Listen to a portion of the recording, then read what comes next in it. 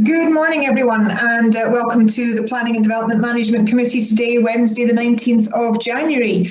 This is the first committee of 2022, and I know that it seems a little bit late on the 19th of the month to be wishing everybody a happy new year, but it's the first time we've sat, so I want to wish you all the best for the coming year to the committee and to anyone who is watching.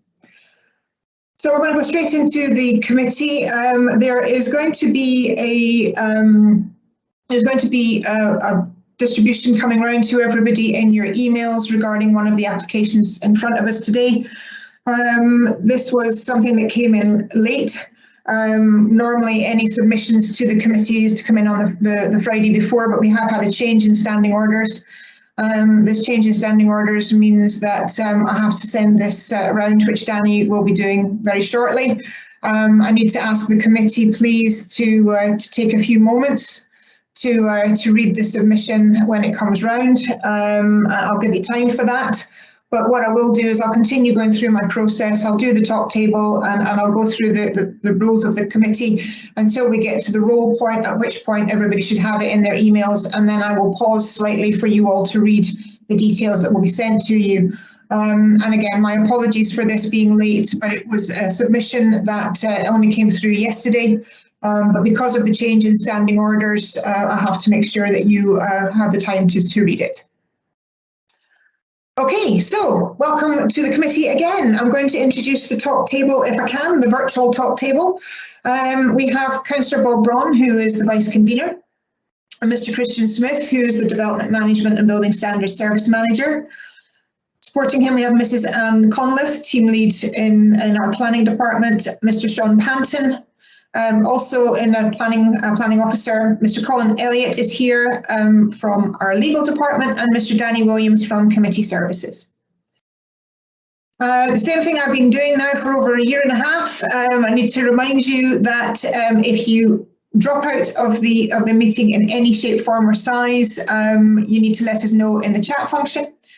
And if you could also decide when that happens, if you have heard enough of the debate that's going on to continue if it goes to a vote. It is up to every councillor to make that decision, but I do have to remind you that if you fall out of the meeting for internet issues or anything along those lines, please advise us in the chat function when you return. I will be using the chat function. I know I say this every single time. We are well versed in this now, but if you could use the chat function to attract my attention, putting your hand up or smiling at me won't work because I can't see you all. But thank you very much. And I'll now over to Mr. Williams to do a roll call of the committee. Thank you. Yes, thank you, convener. Morning, everyone. When I call your name, you can let me know whether you're in the meeting, that would be appreciated. Just to advise, we do have one substitution this morning, and we've got Councillor Robertson here substituting for Councillor Wilson. So, Councillor Robertson, are you in the meeting? Yes, sir. Thank you. Councillor Barnacle? Present. Thank you. Councillor Brown? Present. Thank you. Councillor Brock? Present. Thank you. Councillor Gray? Present. Thank you. Councillor Illingworth? Present. Thank you. Councillor James? Morning, Danny. Yep.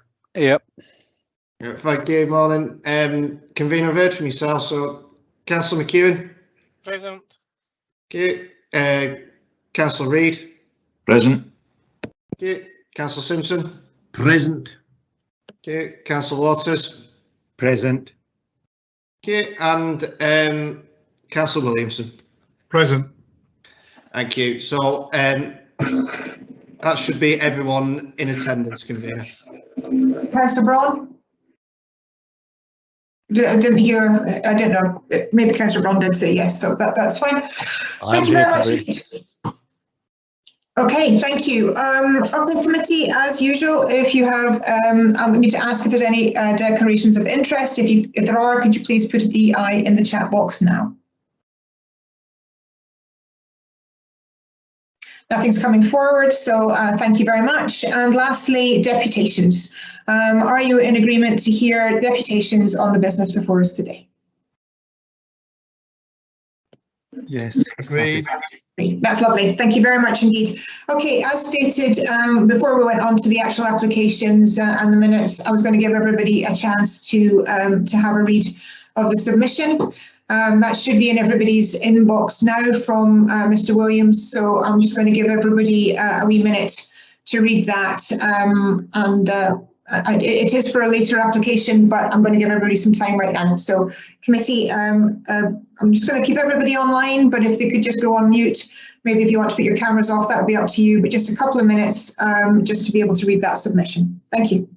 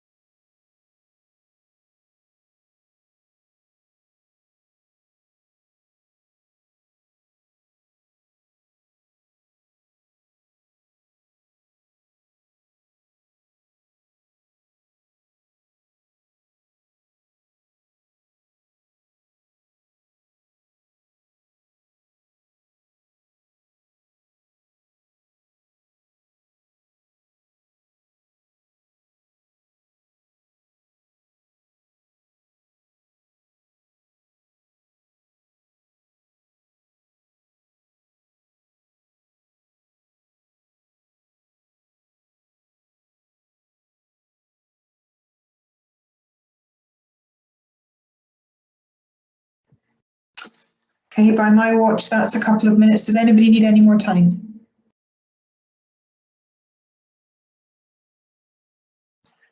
Say I can't see anybody really, so if we could just have some audible acknowledgement. I've managed to read, thanks, convener. Yeah, I'm happy. Thank you. No, fine. Thank you. All right, thanks. Okay, thank you everybody, and thank you for anyone who happened to be maybe watching. It was important that the committee get to read that that information, which they have now done. Okay, so then we will go on to the we'll go on to the minutes of the previous meeting, and can I have an agreement that the minutes are a correct and accurate reflection of the previous meeting?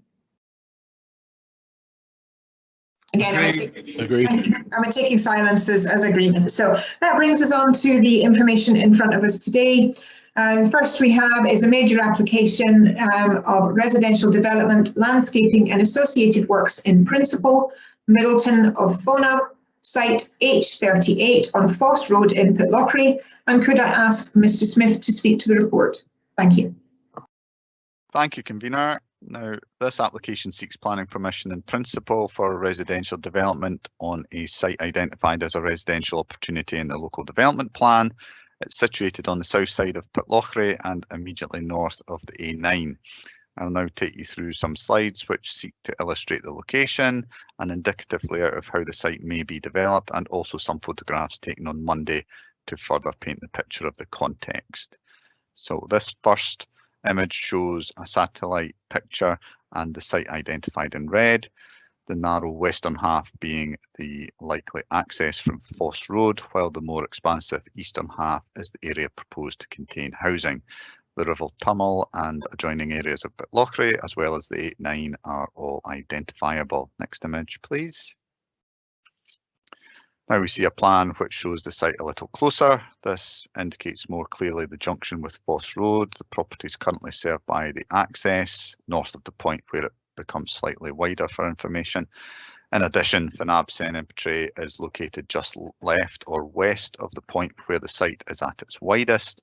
Otherwise, farm buildings and the caravan park are to the east and northeast, while the theatre and FNAB Castle Hotel access are to the north of the opposite end of the site, across from the junction with Foss Road. Next slide, please.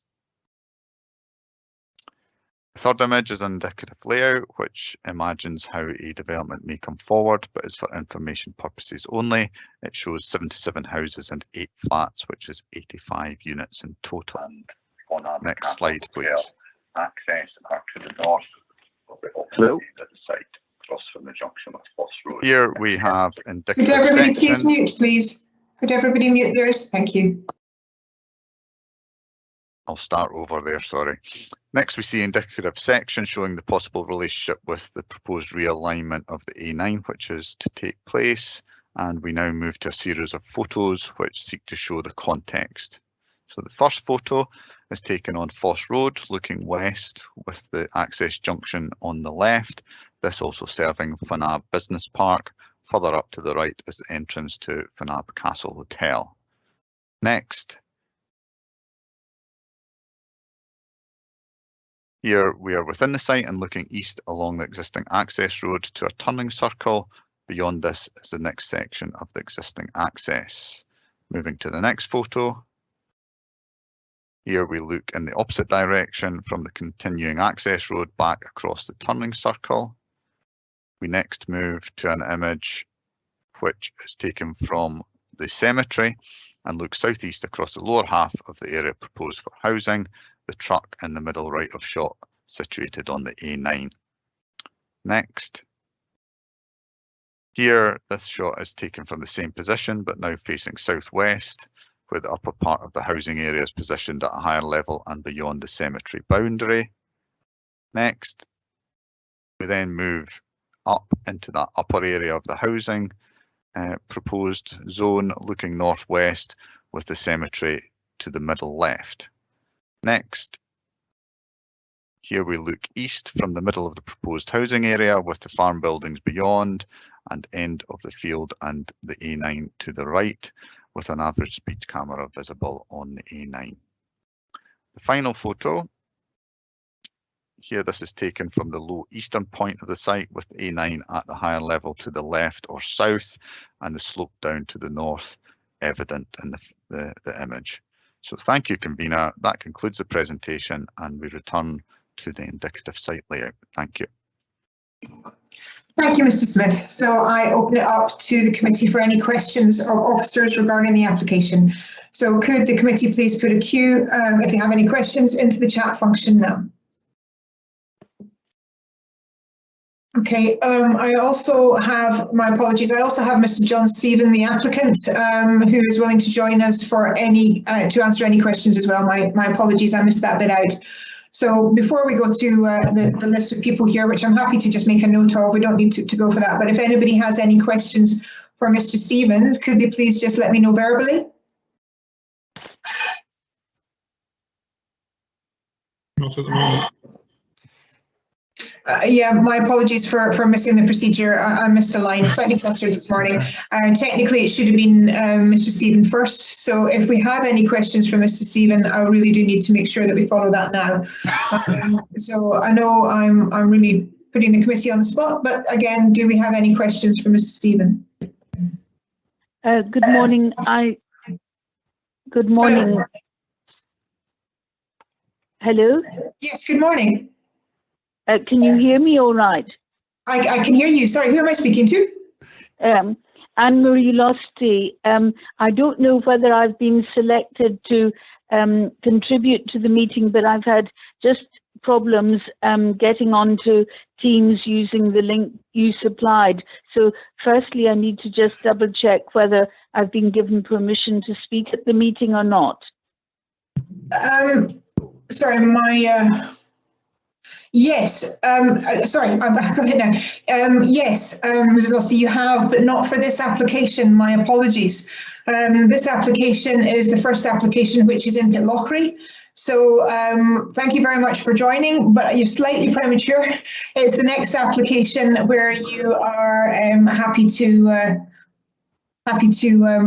come in to speak to the committee. So my apologies that you're in already. I don't quite know how that happened, but if you could possibly hang up, and I know you've had some difficulties, but we'll certainly see what we can do to try and help you get in when the application time is correct.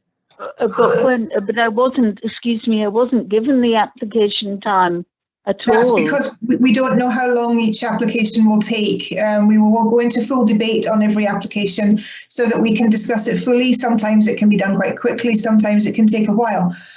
So my apologies. It's the second application that we've got you coming forward from Erin Community Council. So unfortunately, it's not for this application. Yes, I understand all that, but can you give me an approximate time? No. Unfortunately not. I mean, I have 5 or 6 questions already come forward for officers. There could be more. It's very difficult to predict how long an application will take. I really like to let them work their way out. I want to make sure that every application has its fullest I appreciate discussion. that. So should I try ringing at 11? As I say, I really couldn't. I don't want to give you a time that could be wrong.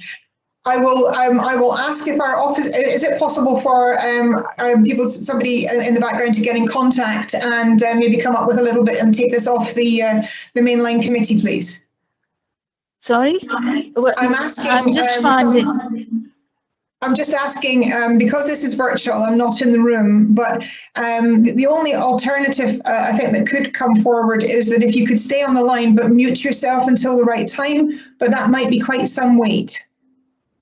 Right. Well, right. Well, I mean, I'm just simply suggesting, could I ring back at 11, and then you can advise me at that point whether I need to ring subsequently.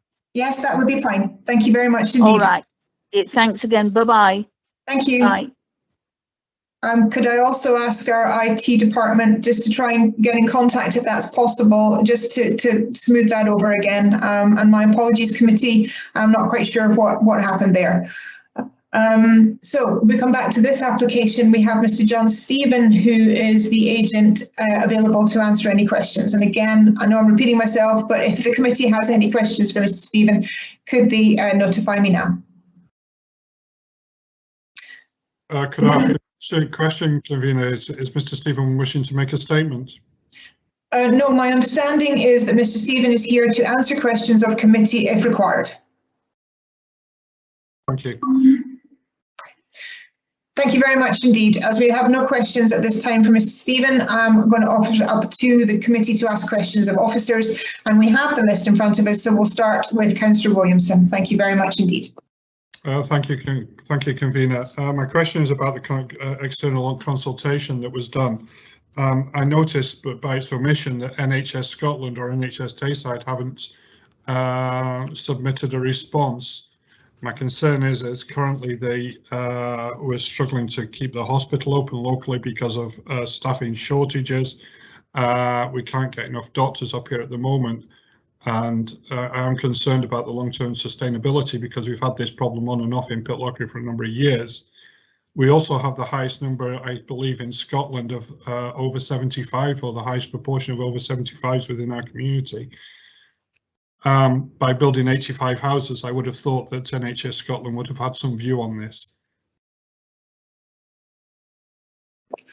Yes, thank you for the question. I'll put it over to Mr. Smith to answer the question. Thank you.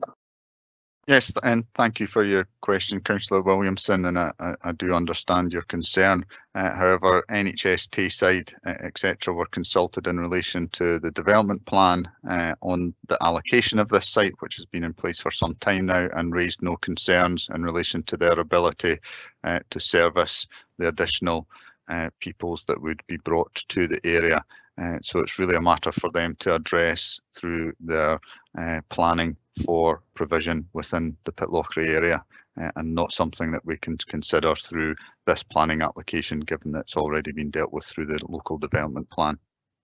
Yeah, I appreciate that. I do apologise, Kevin. Is it okay to come back? I've got another question as well, but just to respond to Mr. Smith. My concern Has Mr. Smith answered your question? Not quite. I'm just concerned that how many applications, you know, there's another one for Udenad, and I believe that doesn't even have any medical provision. I mean, if NHS Tayside aren't prepared to respond to these concerns, is there something more that can be done to highlight these concerns? Yeah, can I just come back in briefly on that before I pass it over to Mr. Smith again? This has come to committee on many occasions, and we have had a very systematic approach to this as a council. I believe that equally Councillor Drysdale did a lot of work from the through his position at the time to try and get the NHS to engage in this process. So I know a lot of work has been done to get the NHS to engage at different stages, but we do have applications that come forward, and if they aren't going to engage, we have to go through the process that there is. But anyway, Mr. Smith, if you could try and give a little bit more detail to Councillor Williams' concern. Thank you. Yes, thank you. As I said, you know, NHS Tayside were consulted during the process of allocating this site as part of the local development plans preparation, and did not raise any concerns with us. As a result, the site has been allocated and there's been no requirements placed on it in relation to any concerns raised by NHS Tayside, of which there were none. As we've discussed, I think, a number of times before, the issue that has been raised by a number of members over many months and years has been relayed to NHS Tayside and others, and we're in the position that we are. We are not receiving any feedback in relation to applications such as this, but on this one, it has been sent to NHS Tayside asking for any concerns that they have, and they have raised none.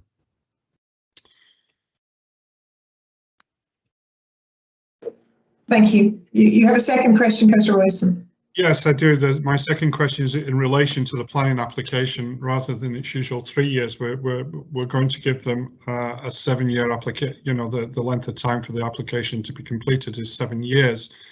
My concern is that's 2 electoral cycles, or at least 1 and a bit electoral cycles, i.e. two elections. We've got 1 in May and 1 5 years hence. My concern is we may well be in a different position to review this application by the time we get to the end of the next electoral cycle. I was wondering if Mr. Smith could explain why we've got the five years if they can't start work until Transport Scotland have completed the A9. Thank you for the question. Mr. Smith, if you would like to answer that, thank you. Yep, thanks again, Councillor Williamson.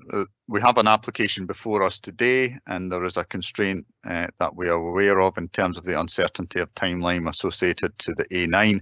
Therefore, we feel it's appropriate to give them that flexibility such that there is an additional period if that is required.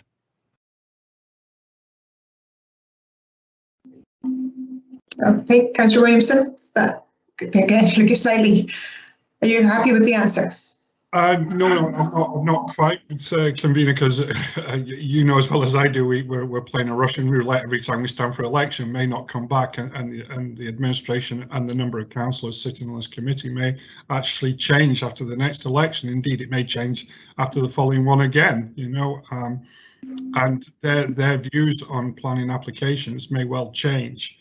And my concern is that we're making a decision which we can't really future.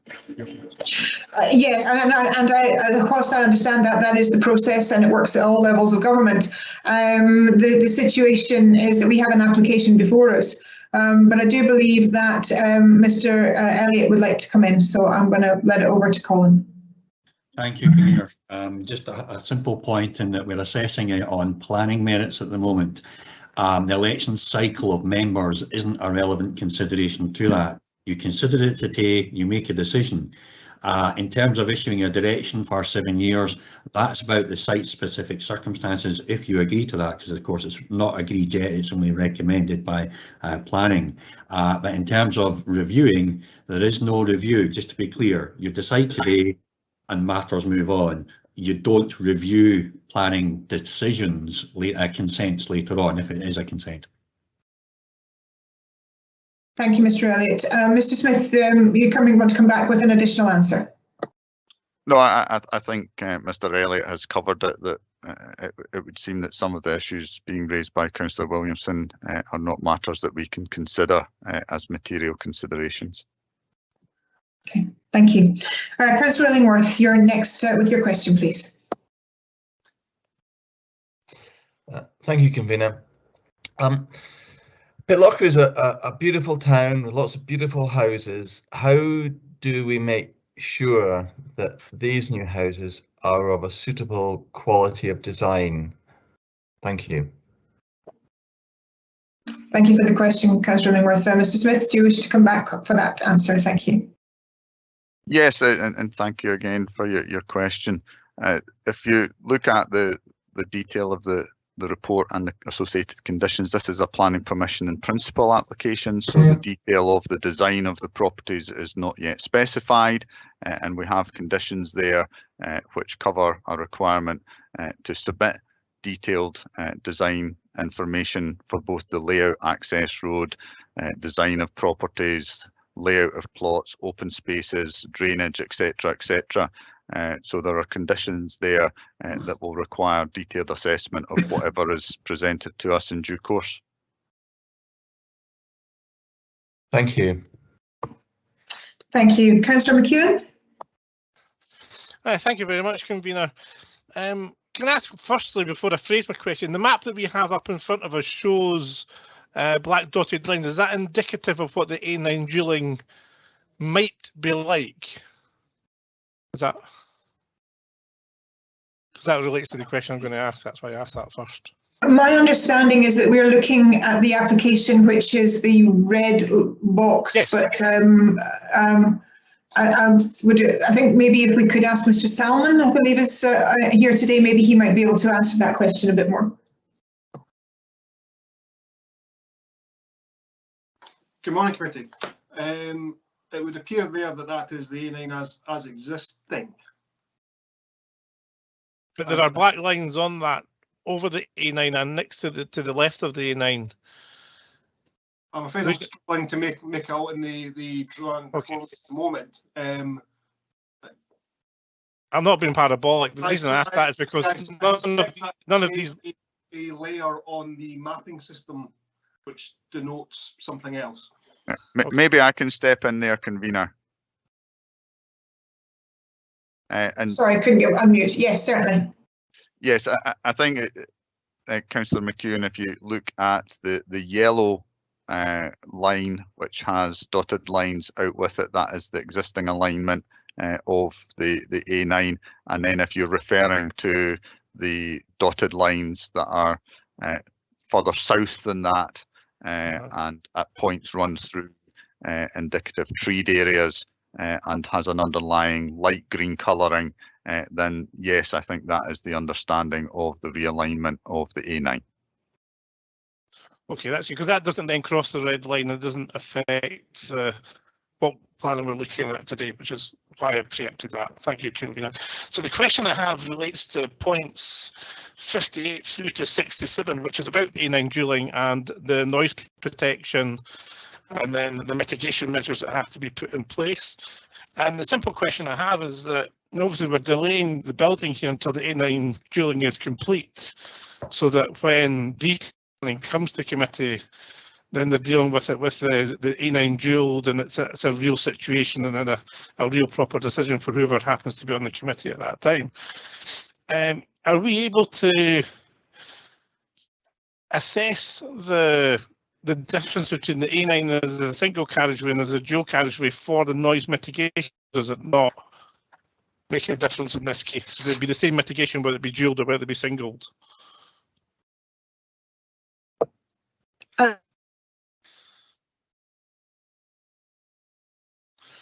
Point 61 gives a load of dualling mitigation measures for noise reduction. And I suppose I'm asking, is this purely associated with the single carriageway, or would that be appropriate for the being dualed? It's me talking in on mute, my apologies. I think over to Lynn, isn't it? Lynn Reid, could I ask you possibly from an environmental health position to answer that question. I know we're looking indicatively, and I know it's in principle at the moment, but if you could give an indication whether a dual road, whether it would be the same, that would be helpful. And then if not, maybe a backup answer by Mr. Smith. Thank you. At the time of the application, if if it's only a double dualling, then the applicant would have to look at it from that point of view. When that Transport Scotland come to increase the carriageways, then it will be up to Transport Scotland to do a report with regards to noise and any mitigation that would be required at that time for any existing and proposed houses. Would that then possibly, could that possibly then lead to a change to the mitigations we've discussed in item 61 in the papers? Could. Possibly, yes, if it was found that when at the time of okay. Transport Scotland carrying that out, but that would be Transport Scotland's responsibility, not the developers. Yeah. Thank you, that does answer my question. Thank you, Convener. Thank you. Mr. Smith, do you need to come in on that, or are you happy to let that, since Councillor McEwen is happy with the answer? If Councillor McEwen is happy with the answer, I'm happy. Okay, I believe Mr. Elliott would also like to add to that. Sorry, Camilla, just a simple point for members' benefit. We are dealing with an in-principle application here. So you will have a follow-up application for the details. And it's at that point you would expect the real specifics on, for example, noise mitigation. And yes, so although there's indications at the moment, that could change. You're deciding the principle today, not the details. Yes, thank you, Mr. Elliott. Thank you very much indeed. Okay, so Councillor Gray, you're next on the list for a question. Thank you. Thank you, Convener. Again, on the A9 really, and it's very important this A9 it would appear for a site for access to it. Do we know the phasing of the proposal for the A9 at this point? When is this likely to happen or planned to happen? Again, Mr. Smith, if you've got any additional information to give to that, that would be great. Thank you. And then we'll go to Mr. Salmon to see if he's got anything from a transport perspective. Thank you. Yeah, thank you, Councillor Gray. I think to an extent that is the reasoning for the additional period, that there is some certainty as to the timing of completion for the A9. So we are creating a bit of flexibility. There is a timetable, but whether that timetable will come to be is at this point uncertain. But perhaps Mr. Salmon can give you a bit more detail. Yes, Mr. Salmon, if you could, maybe on a transport perspective, maybe you have more additional information. Yes, indeed. The traffic road orders were published late last year. To give it an educated guess, as you can imagine, it's not programmed at the moment. Typically, it could be anywhere from a year to 3 years until you see something happening on the ground. It's dependent on a number of factors, including sort of public inquiries, contractor engagement, etc. So that is why greater flexibility would be required for the site. Right, so that's why it's up to 7 years that this would be approved. I'm thinking really in terms of the need for social housing up in that area. We hear lots from the hospitality sector who are struggling to keep staff and even get staff in the first place, simply because of the distance they have to travel from their own homes, wherever they might be, perhaps down in Perth. And it's from that point of view, I think there is a need for a housing development up there, this contrary to Mr. Councillor Williamson's interpretation, but there certainly is a need. I've experienced people complaining this often in Highland Perthshire, and it's a great shame that the 25% affordable houses will not be available. All houses, in fact, available in this area before then. Is there anything else could be done to improve the speed of it? Or is it totally dependent on A9 development? Okay, sorry, I was waiting for a question there, Councillor Green. I've got to the question now. Is there any way to speed this up? I don't know if we can get an answer to that, but over to Mr. Smith. Thank you. Yeah, and thank you again, Councillor Gray. I think really that's in the hands of Transport Scotland and not something that we can really press on. So you may wish to raise that or ask that we raise that with Transport Scotland, but the current indications are that they are working towards delivering the improvements to the A9 as soon as possible. And is the suggestion that the A9 would provide an access directly to the site? Is that, or what difference will it make, the A9, regarding access? Where would the access from the A9 be? Again, over to yourself, Mr. Smith. Yeah, access to the A9 is not proposed for this site. Existing arrangements would remain. The principal issue is what will the impact on the future development of the site be as a result of the realignment of the A9 in relation to air quality, noise, etc. And details of that will need to be assessed at the point in time when that is more certain. Okay, thank you. Thank you for the questions. Councillor Waters, you're next on the list. With your questions, please. Thank you, convener. Councillor Gray touched very slightly on one of what my question is related to, and it's just the need for housing in Pitlochry. We read lots of information in the news and get lots of information passed from our local councillors within the area regarding the ability of affordable housing for locals staying in the area. And for people who are working in the tourist industry in the area to be able to stay, rather than, which Councillor Gray touched on, travelling up from Perth to work there. Can I just ask for a quick update from officers on if there's any information on the need in the area for affordable housing and what it is? Mr. Smith. Yeah, I mean, unfortunately, and thank you for your question, Councillor Waters, I don't have that information to hand. However, I can advise that this application proposes to fully comply with the affordable housing policies of the local development plan.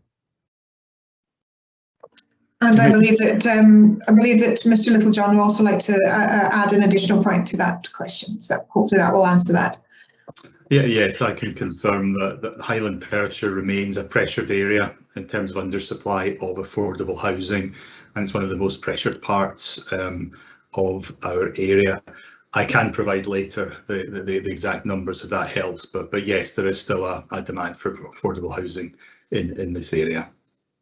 That's appreciated. Can I just ask a further question in exactly the same topic? And the conditions item 3 is very much about just meeting the LDP requirements. Is there any ability in there to actually ensure that the developer will meet the first part of that, just to provide the house that's on site, that there won't be any contributed sum to it, or there won't be any ability to build housing out with the area?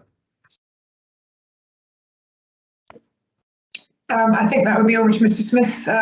Yes, bit of a delay, but yes, I do believe it's over to yourself, Mr. Smith. Thank you.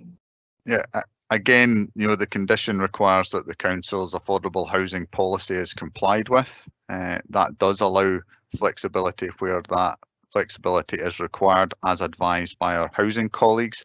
And I'm sure our housing colleagues will robustly take a position relative to what is appropriate in view of the evidence before them. And there's no ability within this planning committee for us to actually, given the pressures and the need in Pitlochry, to actually say that the affordable housing must be built at a commutable sum. It's not agreeable or relevant in this situation. Well, I'll go back to Mr. Smith. I certainly. This is an in-principle application of which there is a long time frame. We do have to be minded of the fact that things come through at different times. So if we put a stipulation now, that might not be relevant at the time when actually things come through. But anyway, I'll go over to Mr. Smith. I think it maybe answer the question from an officer's point of view. Coming in again, yes, the Council's affordable housing policy and associated supplementary guidance sets out how assessments would be undertaken in terms of how affordable housing was to be delivered, the first priority being delivery on site. and that would relate to the pressures in place at that point in time and the feedback received as to what was appropriate from housing colleagues. So the priority is to see delivery on site. However, different contexts may prove that there are other options that are more appropriate, but again, that would be advised by housing colleagues at the time of any detailed proposals coming forward. Thank you, Mr. Smith. I know I'm repeating myself, committee, but this is an in principle application that we're looking at. There will be a detailed application at the time when it comes forward, and a lot of these questions will be put out at that point. So what we are looking at is the principle of a site that has been in the local development plan for some time. So I just wanted to remind the committee of that. Councillor Barnacle, you're next with your question, please. Yeah, thanks, convener. It possibly should have been a question for Mr. Stephen, but I'm sure Mr. Smith could respond. I'm just wondering why the application has come forward at this time. I mean, the site is allocated in the local plan, and there is obviously uncertainty around the A9 dualling timescale. I'm just wondering why it's come forward at this time rather than when we got a bit more certainty on the dualling project, and it's allocated in the plan anyway. So is it normal to have such a long period for an application to be completed in terms of this extension to 7 years? I would have thought if the application came forward near the time when the dualling project was virtually completed, that would have been more sensible in a way. Thank you very much for the question. Over to yourself, Mr. Smith. Yes, thank you, Councillor Barnacle, for that question. I think you're quite right that it probably was something that could be far more eloquently responded to by Mr. Stephen. However, my understanding is that there are a lot of other things going on in the background, and there was a requirement in the discussions or negotiations between the applicant and Transport Scotland that required this alignment of timelines to take place. So the application has come forward now in order that further discussions and detailed agreement can be reached with Transport Scotland on behalf of the applicant. Thank you. Yes, thank you very much. We have no further questions to officers, so we'll go forward to the motion. And I'm going to move the in principle application.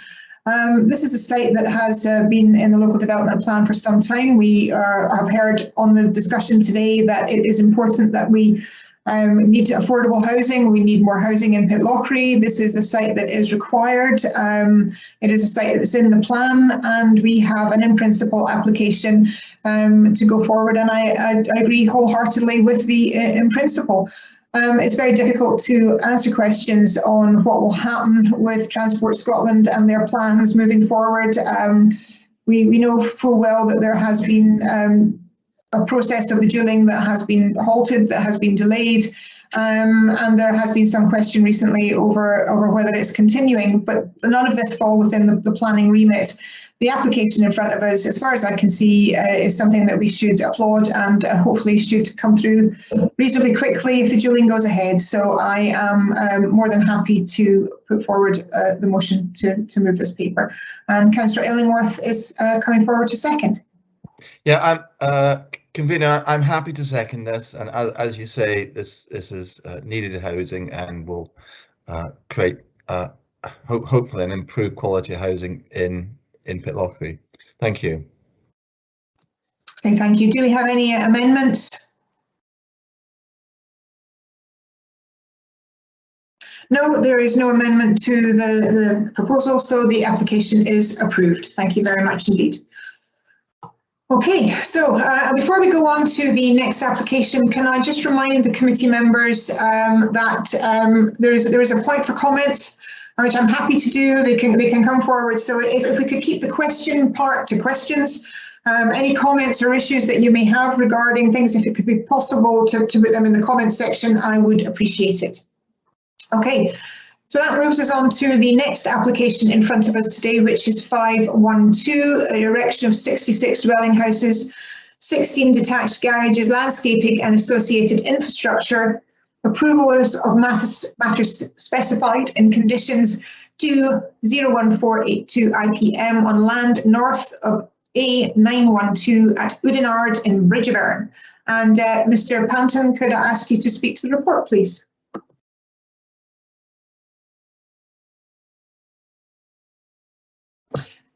Sorry, Sean, you're on mute, so you're talking lovely, but we never heard you. If you could start again, please. Thank you.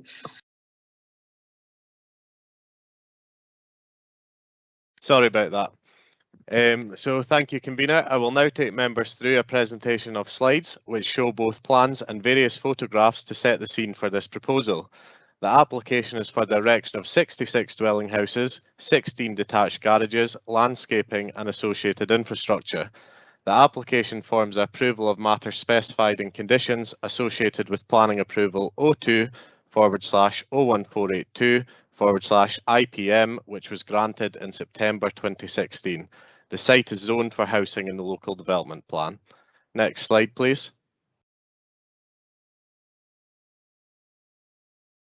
This aerial photo shows the location of the site. You will see that the site is bound by the A912 to the south, the M90 motorway to the west, the Perth to Edinburgh single track railway line to the north, and the recently partially constructed Oudenarde road infrastructure to the east. It is worth noting that the land to the east benefits from planning permission for 159 dwelling houses. Beyond the M90 to the west lies the villages of Bridgevan and Kintillo, and to the north of the railway lies a housing development which was the first part of the Oudenarde project to be developed. You will also see from this aerial image the newly constructed roundabout on the A912, which was constructed to provide access to this development site and beyond. Next slide, please. Here is a proposed site plan. This shows the general arrangement of the proposed scheme.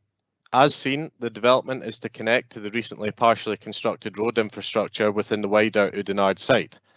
From this site plan, you will also note the relationship of the site to the proposed future park and ride facility to the immediate north of the site.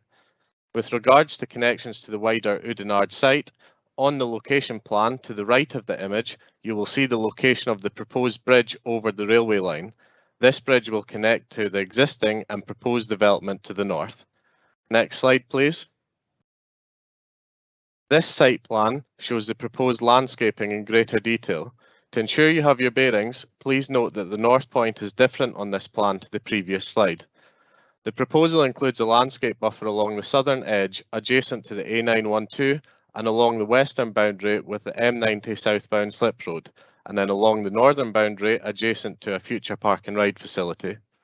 Cycling and walking routes would run through these landscape buffers, connecting with the wider Oudenarde site and beyond, including Bridgevan. Within the proposed central landscape strip, a play area is also proposed, and a recycling area is proposed in the northeast corner of the site, near to the access to the future park and ride facility. The proposed play area will be immediately overlooked by the front elevations of the proposed dwellings and would then benefit from natural surveillance. We will now move to a series of recent photographs which seek to show the context of the surroundings. Next slide, please. This first photograph, to give context, is taken from the southern side of the A912, looking in an easterly direction along the A912 itself. This section of the road is immediately after the newly constructed roundabout. The area behind the Harris fencing in this photograph shows the wider Oudenarde site, but is not the section of Oudenarde directly relevant to this proposal. The relevant section will be shown in the next photographs. Next still, please.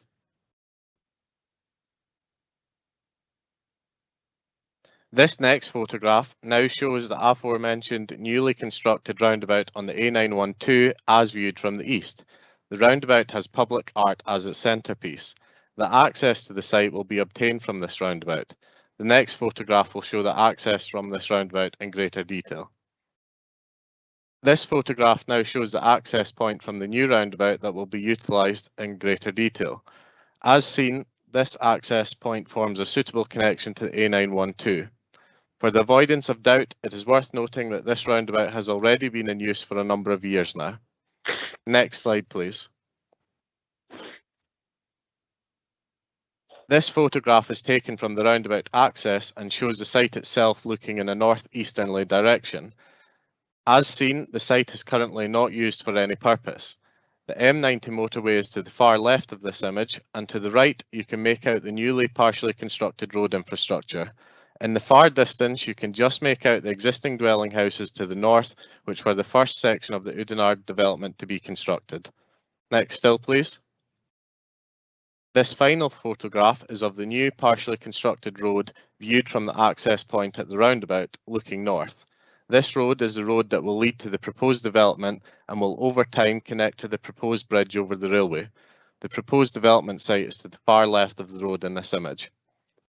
Thank you, Convener. That concludes my presentation, and we will now return to the site layout. Thank you indeed. So we have a deputation to hear on this application. Anne-Marie Losty was in earlier at the last application, and she got her timing pretty much spot on right, just before 11 o'clock. So I'm not actually sure if Ms. Losty is on the line again, or if we have to wait a couple of minutes.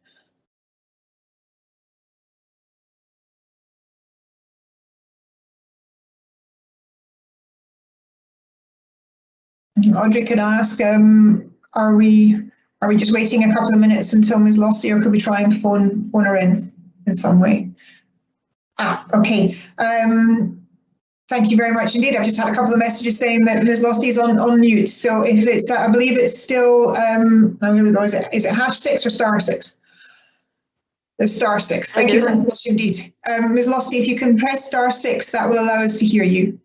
Yes, I've just done that. And can you hear me? We can hear you. We can hear you loud and clear. Yes. Thank you very much indeed for coming back on. My apologies for earlier. I don't quite know what happened there, but it was important to keep the previous application separate and not to get too muddled. So thank you very much indeed for coming back on in. There's a time frame to deputations, so I'm going to pass you over to my vice convener, who'll go through the deputation process with you, and we'll happily hear what you have to say. Thank you. Thank you. Thank you. Councillor Braun. Hello, Ms. Losty, can you hear me all right? Yes, yes, thank you. Okay, now you'll have up to 10 minutes to make your deputation. If you get to the 9-minute mark, I will interrupt you and warn you have 1 minute left to go. But so you have up to 10 minutes to present your deputation. If you're ready to go, I'll start the timer when you begin your deputation. Right, thank you. Well, I'm ready. Okay, away you go. Thank you. Well, good morning, and thank you very much for giving me the opportunity to make these comments on behalf of Community Council. It's greatly appreciated. And I'm referring to the submission made by John Bruce, the chair, the submission that he made on the 30th of July 2021. And there are 4 categories in total that I just would like to highlight. And the first one is education with regard to the proposed Oudenarde development. Dunbarney School in Bridgevan currently has capacity for 226 pupils, and at the moment there are 219 pupils enrolled. The current people living in the Oudenarde development with an Alexander Drive address are linked to it, and the remainder would therefore attend Glenurn School, where they would be bused, and other school campuses according to particular needs. Now, one of the issues that has been raised is that it is a pity that the development in conjunction with Bridgevan, that children are having to go to 2 separate schools for the mainstream pupils, because it felt that a school in a village like Bridgevan makes for a socially interactive community. Another point I would like to raise is regarding secondary school provision. What arrangements will be made to bus pupils to Bridgevan to collect the buses going to Perth? So that's quite a significant consideration. The second issue I'd like to raise is health, and Bridgevan Community Council is presently in conversation with Perth and Kinross Council, Health and Social Care Partnership, as well as NHS Tayside, because of losing the medical practice in August 2019, when there were 3,000 patients on the health medical practice records at that point. Thirdly, flooding. We have noted the engineer's report, etc., but one of the people who lives and farms nearby and has sort of day-to-day evidence, as it were, is very concerned about the flooding issue and says, as he noted, has been noted in the submission of 30th of July 2021, that there is actually paddling. In other words, that this is occurring because of the impervious nature of the soil. And I would like to just endorse that because, as you know, with current climate change concerns, these are increasing, and in the short term, this is likely to deteriorate. And fourthly, there is the ongoing traffic problem in Bridgevan, where parking, etc., has become very difficult, and the concerns for these have been already noted. So I thank you again for the time that you have allowed me to raise these concerns, and hope that you will regard them as being of value. Thank you. Thank you, Ms. Losty. I'll pass you back to the convener now. Thank you. Thanks. Ms. Losty, thank you very much indeed for raising your concerns. Are you happy that the committee, if they have any questions for you, being a resident and being a member of the Community Council, are you happy for them to ask you some questions? Right. I would just have to say I live in Fortiviet, and I'm actually the member for Fortiviet, but I go to attend all the community councils, so I obviously go through Bridgevan myself. So sure, I'm happy that that should be the case. That's lovely. Thank you for that. You're certainly more aware than maybe some of the committee. So thank you. We do have a couple of questions coming through. Councillor Reid would like to ask you a question. So over to yourself, Councillor Reid. Thank you, convener. Good morning, Ms. Losty. Good morning. What is the situation with the local general practice at the moment? Well, the situation is currently that our community council is in contact with, or conversation, I think is more correct, with both the Health and Social Care Partnership and NHS Tayside. And at the moment, the discussions regarding an ongoing, medical practice, especially for Bridgevan, are taking place. Currently, I think a nurse goes out to the nurse's house in Bridgevan once a week or whatever, but it has caused a lot of difficulty for elderly patients having to go into one of the two medical practices that they've been assigned to in Perth, because they're often dependent on getting lifts, and some of them are not in the position of being able to afford taxis. Also, going by bus is not very suitable for them. So NHS Tayside have failed to provide proper general medical practice facilities within Bridgevan? Well, I really wouldn't be in a position of saying that they failed. I think the situation has, I would have to say, I'm not up to speed on all the legalities of it, but there seems to be a problem regarding it. And with Bridgevan having 3,000 patients 2019, just as far as my information, and you will correct me in this, but many GP practices are in the order of 5,000 patients. Okay. Well, it can be a lot less than that. Anyway, thank you. Yes, thank you very much indeed. Councillor Barnacle would also like to ask you a question. Your question, please, Councillor Barnacle. Sorry, what's your name? Thank you. Sorry. Morning, Miss Losty. I'm just want to ask you about the flooding issue that the CC have raised. Yes.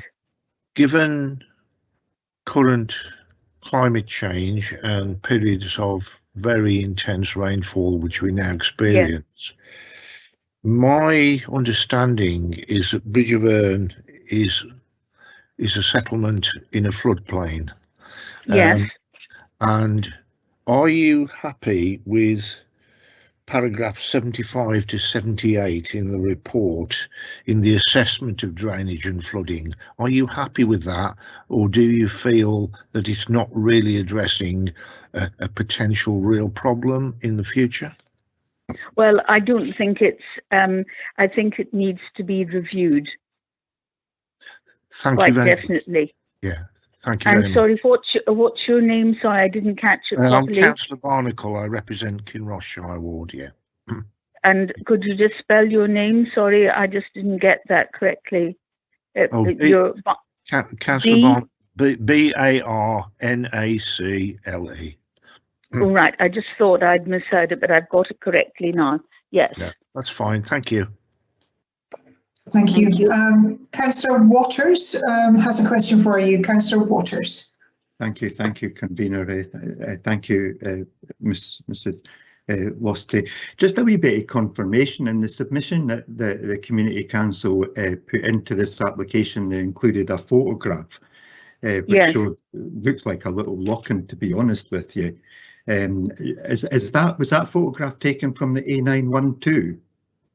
I would imagine so, but I know that the particular person who submitted, has those, would really be able to produce up-to-date information, and there is really quite serious concern, and I know that it's not just an objection, as it were, but I mean, everybody knows that that area of Bridgevan is subjected to bad flooding, and I think where I'm concerned, I'm not an engineer, but building houses on it, if I'm correct, is actually going to worsen it because it's going to decrease the amount of drainage that's available.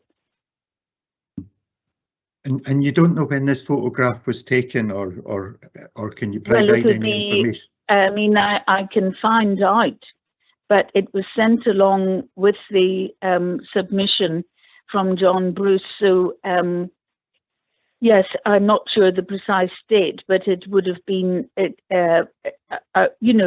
relevant for the date of that submission. But I mean, everybody in the Bridgevan area knows that, as you pointed out, that being in a floodplain, the problem is, of course, the intense rain that we are getting more frequently, because that obviously ups the flooding risk. Thank you. Thank you very much. Okay, just on that, if it's possible, Ms. Lossie, I'd like to ask you a question. I'm the convener, Councillor McCall. With this being an open area of land, with a development coming forward that would put in forms of drainage and flood management to curtail it, would there be a situation, you would think, that a development of this open piece of land would actually improve the flooding concerns in the area because it would be managed? Well, I would have to say I don't, unfortunately, have the technical expertise to comment on that.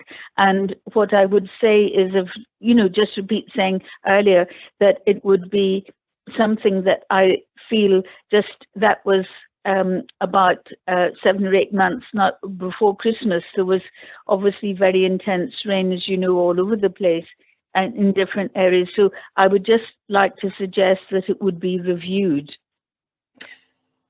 Lovely. Thank you very much indeed. I have no further questions coming forward for you, Ms. Losty. So I'd just like to say thank you very much again. Sorry for the initial mix-up, but thank you again for your deputation. Thank you for coming along to committee, and we'll now move on to the next part. So thank you for attending.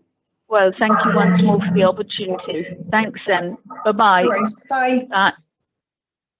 Okay, so that allows me now to open up questions from councillors to officers. They're starting to come running in, which is exactly what I expected. Okay, so I'm going to take the opportunity as convener to ask my first question, and I'm going to go straight on the flooding issue, which is why I asked Ms. Losty this question. I'm going to go hopefully out to officers. The same question to you. An open piece of land at the moment, flooding issues and flooding concerns from the local community on a floodplain. Would I be correct in saying, Mr. Stewart, that Mr. Panton, would development actually manage the flood issue? Over to yourself. First of all, we'll go to Mr. Panton and then we'll go to Mr. Stewart. Yes, thank you for your question, convener.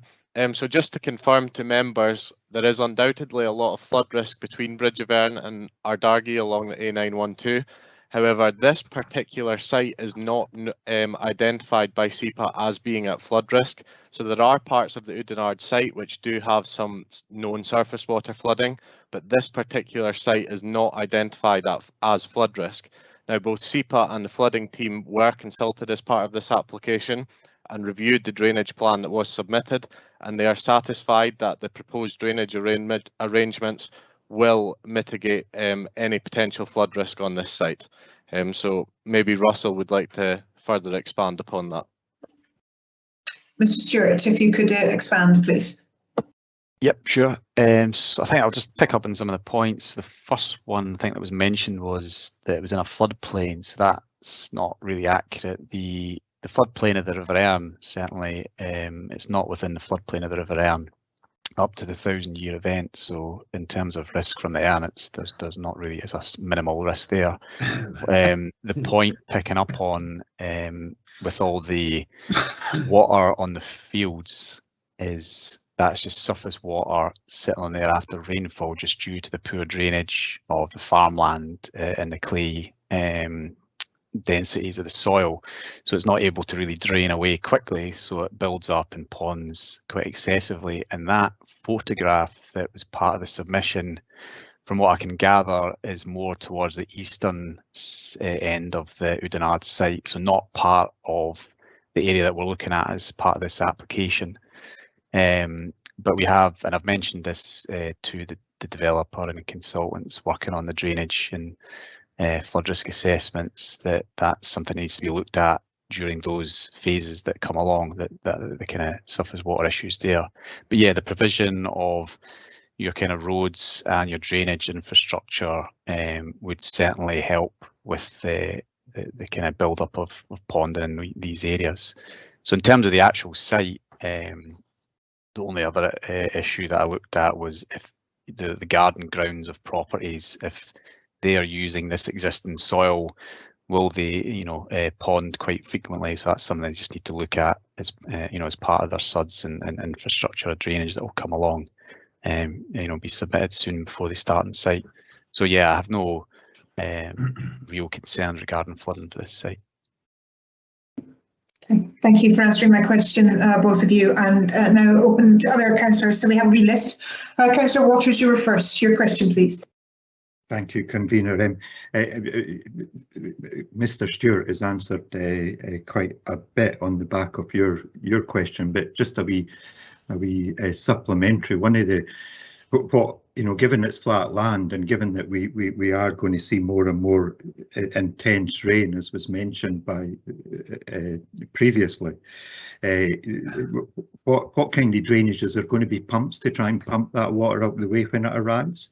One of the real concerns I have with areas that have got that hard clay as gardens, we well aware and have dealt with a number of constituents in my area that have continual problems decades after their houses were built because water has nowhere to drain. So when it lands, it just puddles in their garden. And it was just sort of some assurance, especially given the flat land, that the proper infrastructure will be in place to make sure that water's taken off site and doesn't pool and create problems with people in their gardens or elsewhere. Okay, thank you. Over to Mr. Stewart again for an answer to that, please.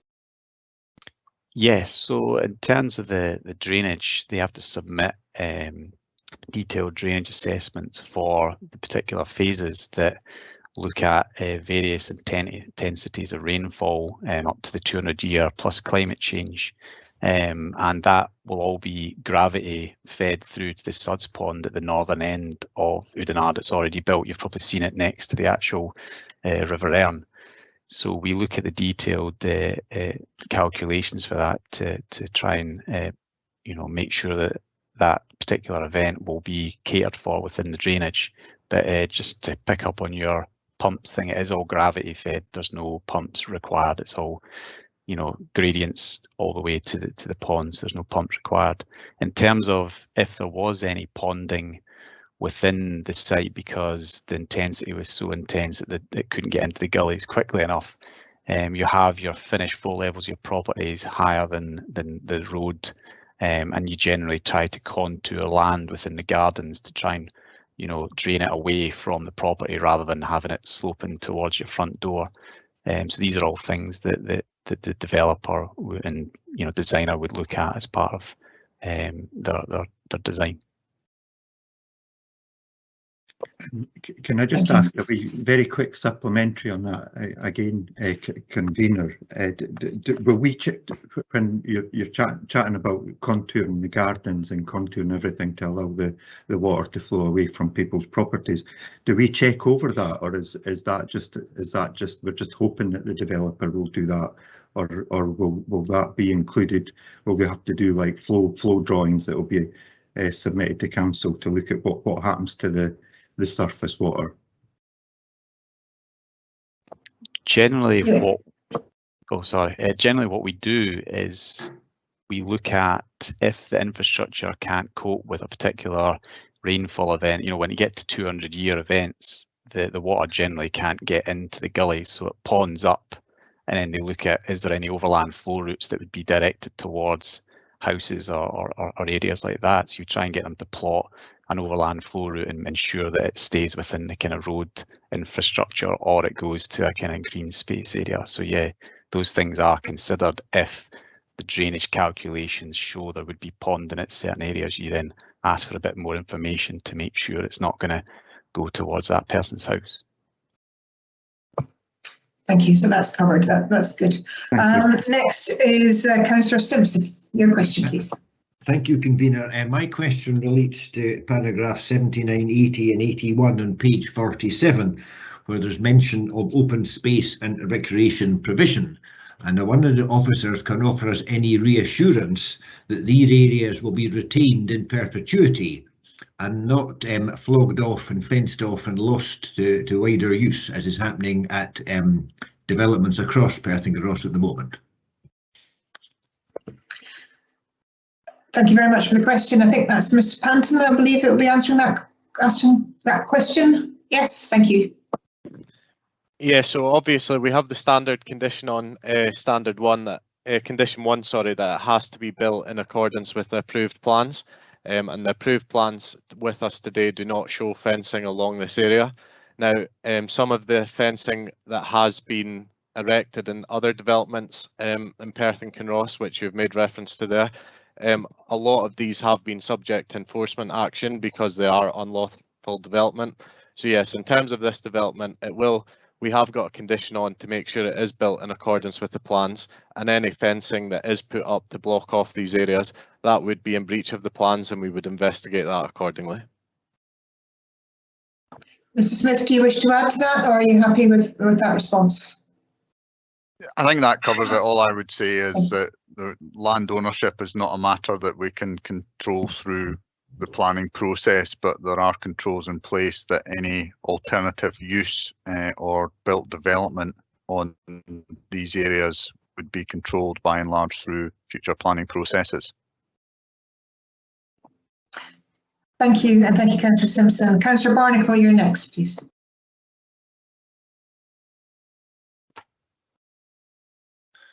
Thanks, convener. 2 points.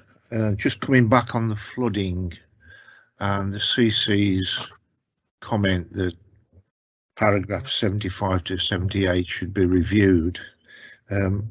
I find myself at odds with Stuart in relation to the fact that he stated that Bridgevan is not on a floodplain. I think it is, and I think geographically it is. So we have to go with what the experts say, but I am sympathetic with the comment that this should be reviewed in view of recent events.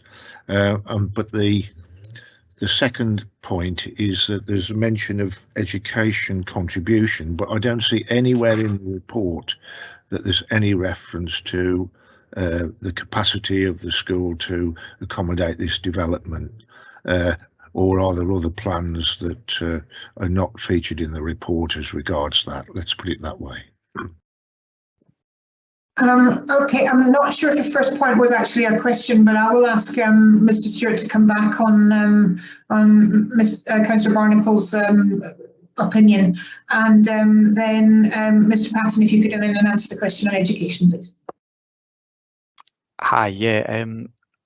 I can't remember exactly what I said on what you're referring to, but I thought I was trying to say that the site in question is not within the floodplain of the River Erne. You know, it was out with the 1,000-year.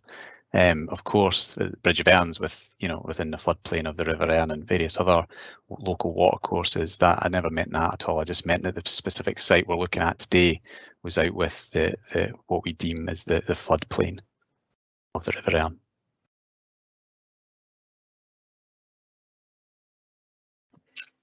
Mr. Patton, if you are available to come back on the education, and I see that possibly Mr. Littlejohn might want to comment too. So first of all, Mr. Patton, please. Yeah, sure. Thank you, convener. So it's worth noting that in 2016, when the approval was granted, there was a section 75 that covers the whole of the Oudenarde site, and within this section 75 there is a phasing plan, and within this phasing plan it accounts for education. So you'll note as part of this application within the report, paragraphs 64 to 66, that it is intended to construct a bridge at the same time as this development. Now, once this bridge is constructed, that triggers the requirement for then the primary school as part of the Oudenarde development to be constructed. So in the short term, the pupils in this area would go to Glen Erne Community Campus, matching that of the Oudenarde already constructed. But in the long term, and this is secured by the Section 75 agreement, the pupils would then go to the new school within Oudenarde. So the council do have an appropriate mechanism in place to make sure that these contributions are secured, and the triggers are in place to make sure that the school is built at the appropriate time. Thanks very much. Sorry, Councillor Barnacle, my apologies. I didn't know if Mr. Littlejohn had anything else to add to that, but I'll give him the opportunity to do so. No, I think that's actually covered it, convener. We've actually been in relatively recent dialogue just before Christmas with the applicant. That was a meeting with myself, education, and the chief executive, just to talk through the proposal. So as Mr. Panton outlined, progress has now been made fairly rapidly now in agreement with Network Rail on the specification for the bridge, and that triggers a primary school. We're in dialogue about the nature and size of that primary school relative to future demand, and there's possibly also an opportunity to look at other public services, including health, being accommodated at that primary school site. But meantime, and importantly, Glen Erne would be the likely destination for any primary age pupils from this development, bearing in mind it's a bungalow development, single-storey housing for a particular market segment, but undoubtedly there will be some primary school age children occupying those houses. Thank you for the additional information. So next councillor is Councillor Illingworth and then Councillor Gray. So Councillor Illingworth, over to yourself, please. Convener, my question's already been answered. I was going to ask about the bridge, which is much needed, and the bridge, the lack of a bridge over the railway creates a great deal of traffic and inconvenience to residents in Bridgevan. So my question has already been answered. Thank you. Well, thank you very much indeed. So over to yourself, Councillor Gray. Thank you, Convener. Back on the excuse me, flooding issue again. I wonder, Mr. Russell, Mr. Stewart, sorry, could tell me what is the finished floor level of these above the pertaining ground level? All these elevations of all the different houses appear to be very similar in height above finished ground level, let's call it. And I know it's a very similar site, flooding wise, to the Almond Valley site, where there was a great discussion on finished floor levels and to see that they were high enough. And this doesn't appear to be the case here. What is the actual finished floor level of these houses? You tell me. Is it 2 steps, 1 step, 2 steps? Whatever. Yes, thank you very much, Councillor Greig. Mr. Stewart, if you can come back with that. Thank you. Hi, yeah, there isn't a, usually when we have flood risk assessments and we know a particular flood level from a river, we would normally say you add 600 mil to your finished floor level.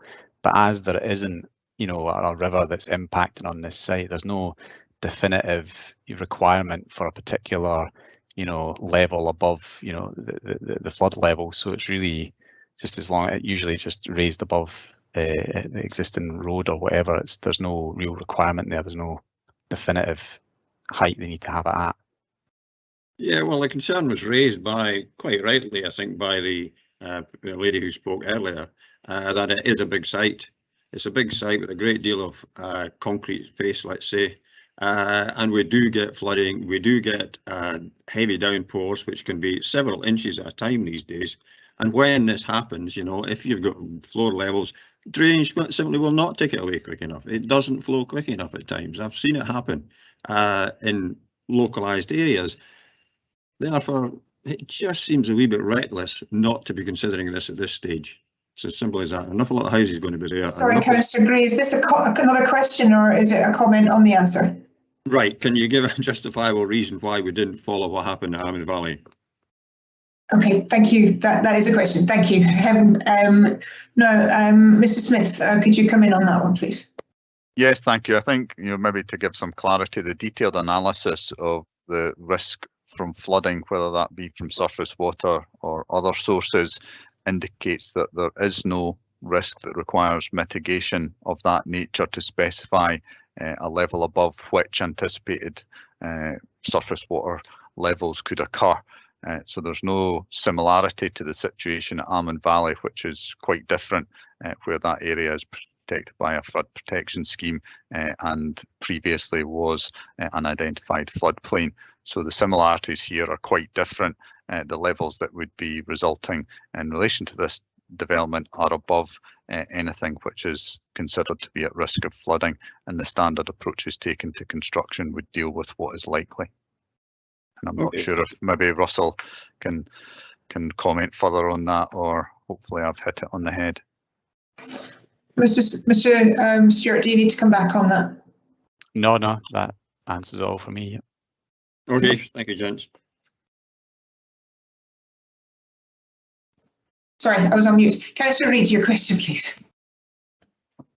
Thank you, Convener. It's going back to the building of the primary school. I just want to clarify how enforceable Section 75 Section 75s are, and can they be changed by the developer at a whim or not? Mr. Panton, if you would like to answer the question, please. Yeah, thank you for your question. So within the Section 75 legal agreements, we have set and agreed trigger points. So when they reach certain trigger points, they have to do certain parts of the development. Now, if they don't do that development, then they're in breach of the legal agreement, and there's obviously consequences there. If they do seek to amend this Section 75, then that is a process that the council would be involved in. So we would be able to have an input to say whether the sought amendments are acceptable or not. So in answer to your question, in summary, yes, we do have control with the wording of the Section 75. And I don't know if Colin wants to add any more to that. Yes, thank you very much. I'm going to ask for a legal perspective on that, if that's possible, please, Mr. Elliott.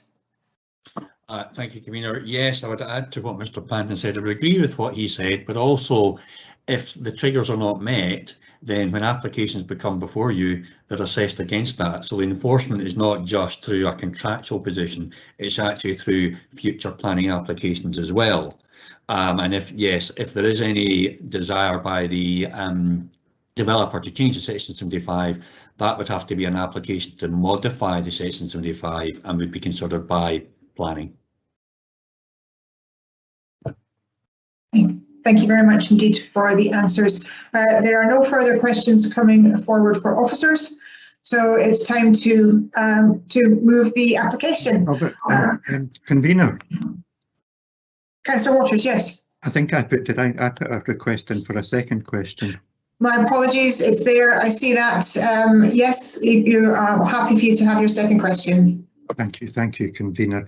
Just regarding comments on the public transport provision within the site and the whole major site, I believe there has been buses that have run there previously, but what provision do we have for the site and looking at the provision of public transport throughout the site and connecting up with Bridge of Bern and with Perth? Thank you. Yeah, thank you for the question. I'm going to ask if we could have two officers. Yes, Mr. Panton first, please, and then Mr. Salmon. Thank you. Thank you, Convener. Yes, this one's probably better answered by Dean, but you may have noticed in the site photographs at the start that the new laybys that were constructed along the A912 at the new roundabout, you'll notice there's conditional control on the report to add bus stop provisions there. So that is how this will essentially be linked to the public transport that currently goes along the A912. And obviously there's the footpath links to the village itself, but I don't know if Dean maybe wants to add something further there. Thanks. Yes, Mr. Salmon, if you have any additional information, please. Just to add, in terms of the internal road design, is designed in such a way to facilitate a bus service. And it's essentially, as applications come forward, public transport unit are consulted and essentially they set out what they require to be provided on behalf of the developer. And they have been involved and are content with what's being provided with this proposal in front of us today. Yes. Thank you. Thank you. So my apologies there, Councillor Waters. There's been many little comments put in, so my apologies for missing your second question. Okay, no more questions or forwards, so I'm going to move the paper again without anyone coming forward. I'm going to do it myself.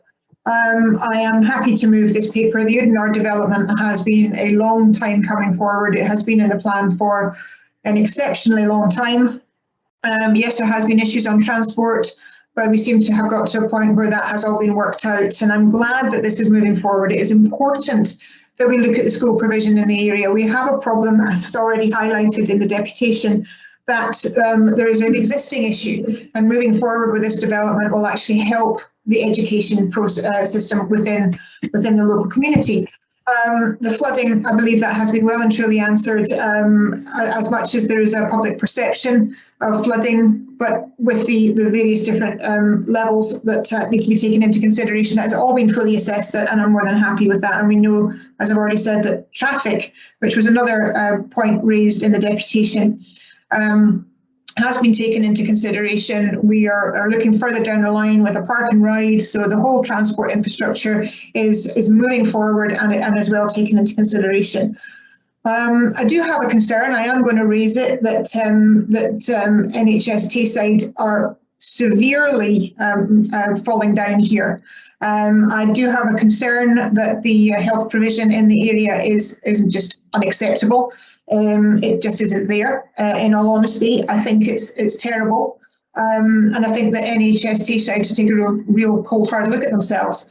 But that doesn't fall within the planning remit, and we cannot hold up our education and our housing and our traffic because we have issues with NHS Tayside not doing what they should be doing and providing local provision of health for its residents. So I wanted to go on record saying that as that doesn't fall within the planning remit, but I do want to state as a councillor and a convener that I think it's shocking that NHS Tayside are not doing what they should be doing for the residents of Perth and Kinross. But from a planning perspective, there is no reason that I can see, and I actually applaud that this is coming forward. So I'm happy to move the report. Councillor Illingworth, you're happy to second? Yes, Convener, thank you. I am, on balance, happy to second this. I share your concerns and Councillor Reid's concerns about the absence of GP provision in the Bridgevan as a local ward member. There will also be large concerns in the community of Bridgevan about education provision, but those will be addressed in due course, although not as quickly as everybody would like that to happen. This development will improve communication, road links. A lot of the traffic to the existing Oudenarde houses goes through very, very narrow roads, so any lorries or anything causes a great deal of difficulty in the village of Bridgevan, so that will be an improvement. The 66 houses are much needed in the general Perth and Kinross area, and they'll provide 66 relatively nice houses for people to live in and enjoy. The transport links along the A912 will be approved, and we've already seen recently a new bus service into Oudenarde for the very first time. Not fantastic, but a couple of services a day going in there, and this development will improve the bus services for what is effectively been a lost community for 13 years. So, Convener, I am happy to second this motion. Thank you. Thank you for that. So is there an amendment, or does any other councillors have any comments they wish to make on the application? Okay, there is no amendment and there is no comments coming through, so thank you very much indeed. The application is approved.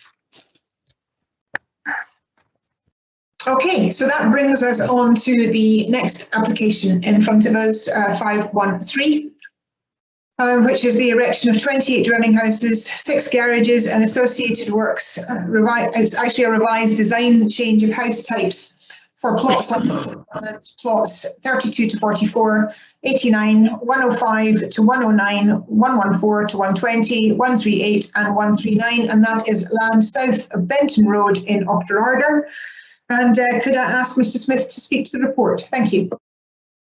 Thank you, Convener. And firstly, I'd like to draw councillors and others' attention to a drafting error in paragraph 2 of the report. So if you took a few seconds just to go to paragraph 2, I can explain. Okay, hopefully everyone's now at paragraph 2. So the way in which this has been written leaves the reader with the opposite impression of what it should. That's due to each description of the changes in house types using the word replacing rather than replaced by. So to give you an example, looking at the first bullet, the description of affected plots should read 3-bed Dursley house type replaced by the 3-bed Gainsford, and not 3-bed Dursley house type replacing the 3-bed Gainford. So that's a repeated error throughout all those bullet points. So just letting everyone know that it's the other way around. First named house in each bullet substituted by the second. So apologies for that unintended and an unfortunate misrepresentation.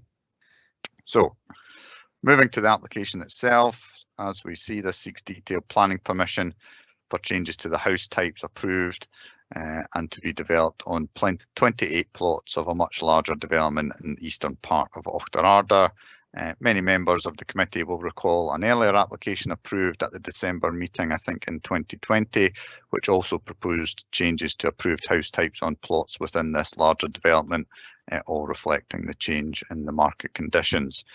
So again, I'll take you through some slides which seek to illustrate the location and proposed layout, as well as some photographs taken on Tuesday when it wasn't as bright and sunny as my visit to Pitlochry the previous day. So turning to the first image, here we have a satellite image where the location in East Auchterarder can be seen. The position of the roundabout on the A824 is evident, and the site with an access off Benton Road is identified as in red.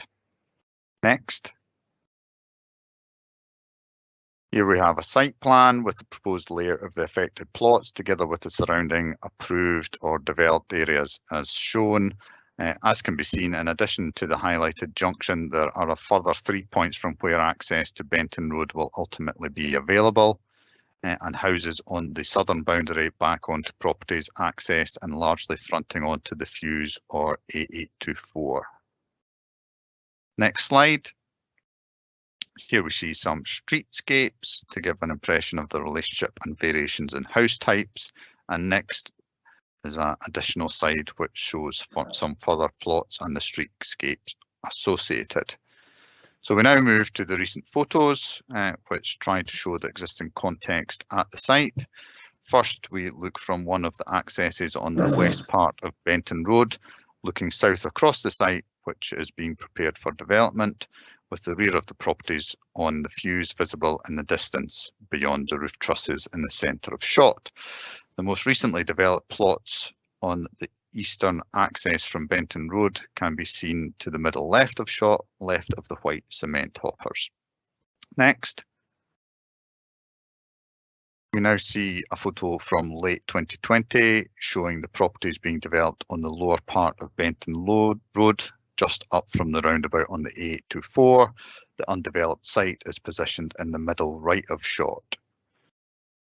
Next photo, and this is again a photograph from yesterday showing the first part of this site completed, with the area proposed for similar revised house types positioned beyond the white van at the end of the street. Thank you, convener. That concludes the presentation, and we return to the proposed site layout. Thank you. Thank you, Mr. Smith. There's no deputations on this, so are there any questions for officers?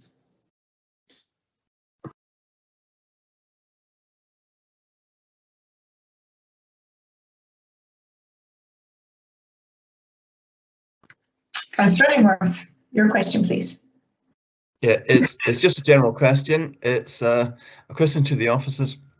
Why what seem to be relatively minor changes to the building's layout, why do these require planning application?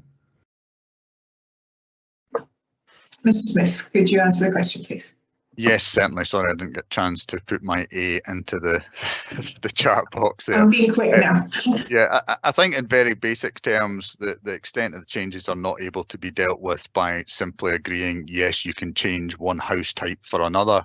It's a material change to the planning permission and requires a fresh submission to be made. We do have detailed guidance on how we would consider those sorts of things, but it's just too much that we can deal with under an exchange of correspondence to update a planning permission. It's not just moving a window slightly and there are no implications. This is a completely different house, although of a similar size, if that clarifies the situation. Right, thank you. Thank you. Councillor Gray, you'd like to move the paper? Yes, thank you, convener. I'm going to say this application is very typical of what has been happening ever since this development started with Stuart Milne's housing. Each phase has implied or resulted in some amendments to house layout, etc. This one is particularly minor. There's only minor details to the pavement structure, ever so slight at each house.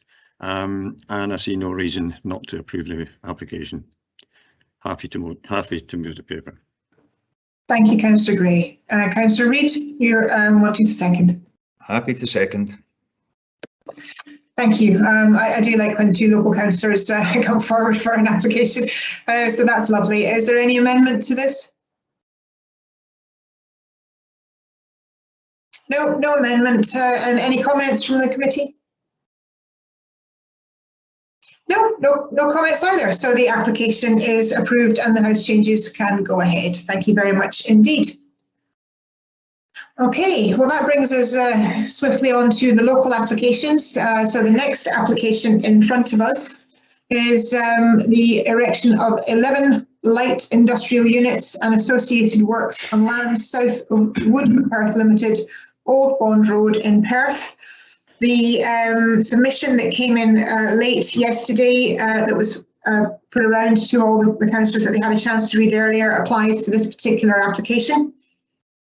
So everybody has had that, and I believe there was also an email sent round regarding a change to condition 7. So I just wanted to draw attention to that. But if I could now pass it over to Mrs. Conliffe to speak to the report. Thank you. Thank you, Convener. Before I take members through the presentation, I'd like to add a phrase into condition 7. This is the one that the Convener has just mentioned to you. It is merely to state that the construction method statement is agreed in writing by the Council as Planning Authority. Unfortunately, that was missed when the report was initially proposed, and for that I apologise. I'll now take members through the presentation of slides which show both plans and various photographic images to set the scene for this proposal. The proposal is for a commercial development consisting of 11 industrial units on a site zoned in the local development plan for industrial use. This first shot, the aerial shot, shows the location of the site at the western end of Old Bond Road. To the northeast and on the northern side of Old Bond Road, you can see the existing industrial buildings of the SSE headquarters, including their large car park, then the recently extended Thermo Fisher building, followed by the Environment Business Centre before we reach the site. Old Bond Road is proposed to be extended along with an adjacent footway and cycleway to gain access to the site. This is clearly seen by the narrow site for the red line at the eastern end. The A9 is clearly visible to the north of the site with the Environment Industrial Estate beyond.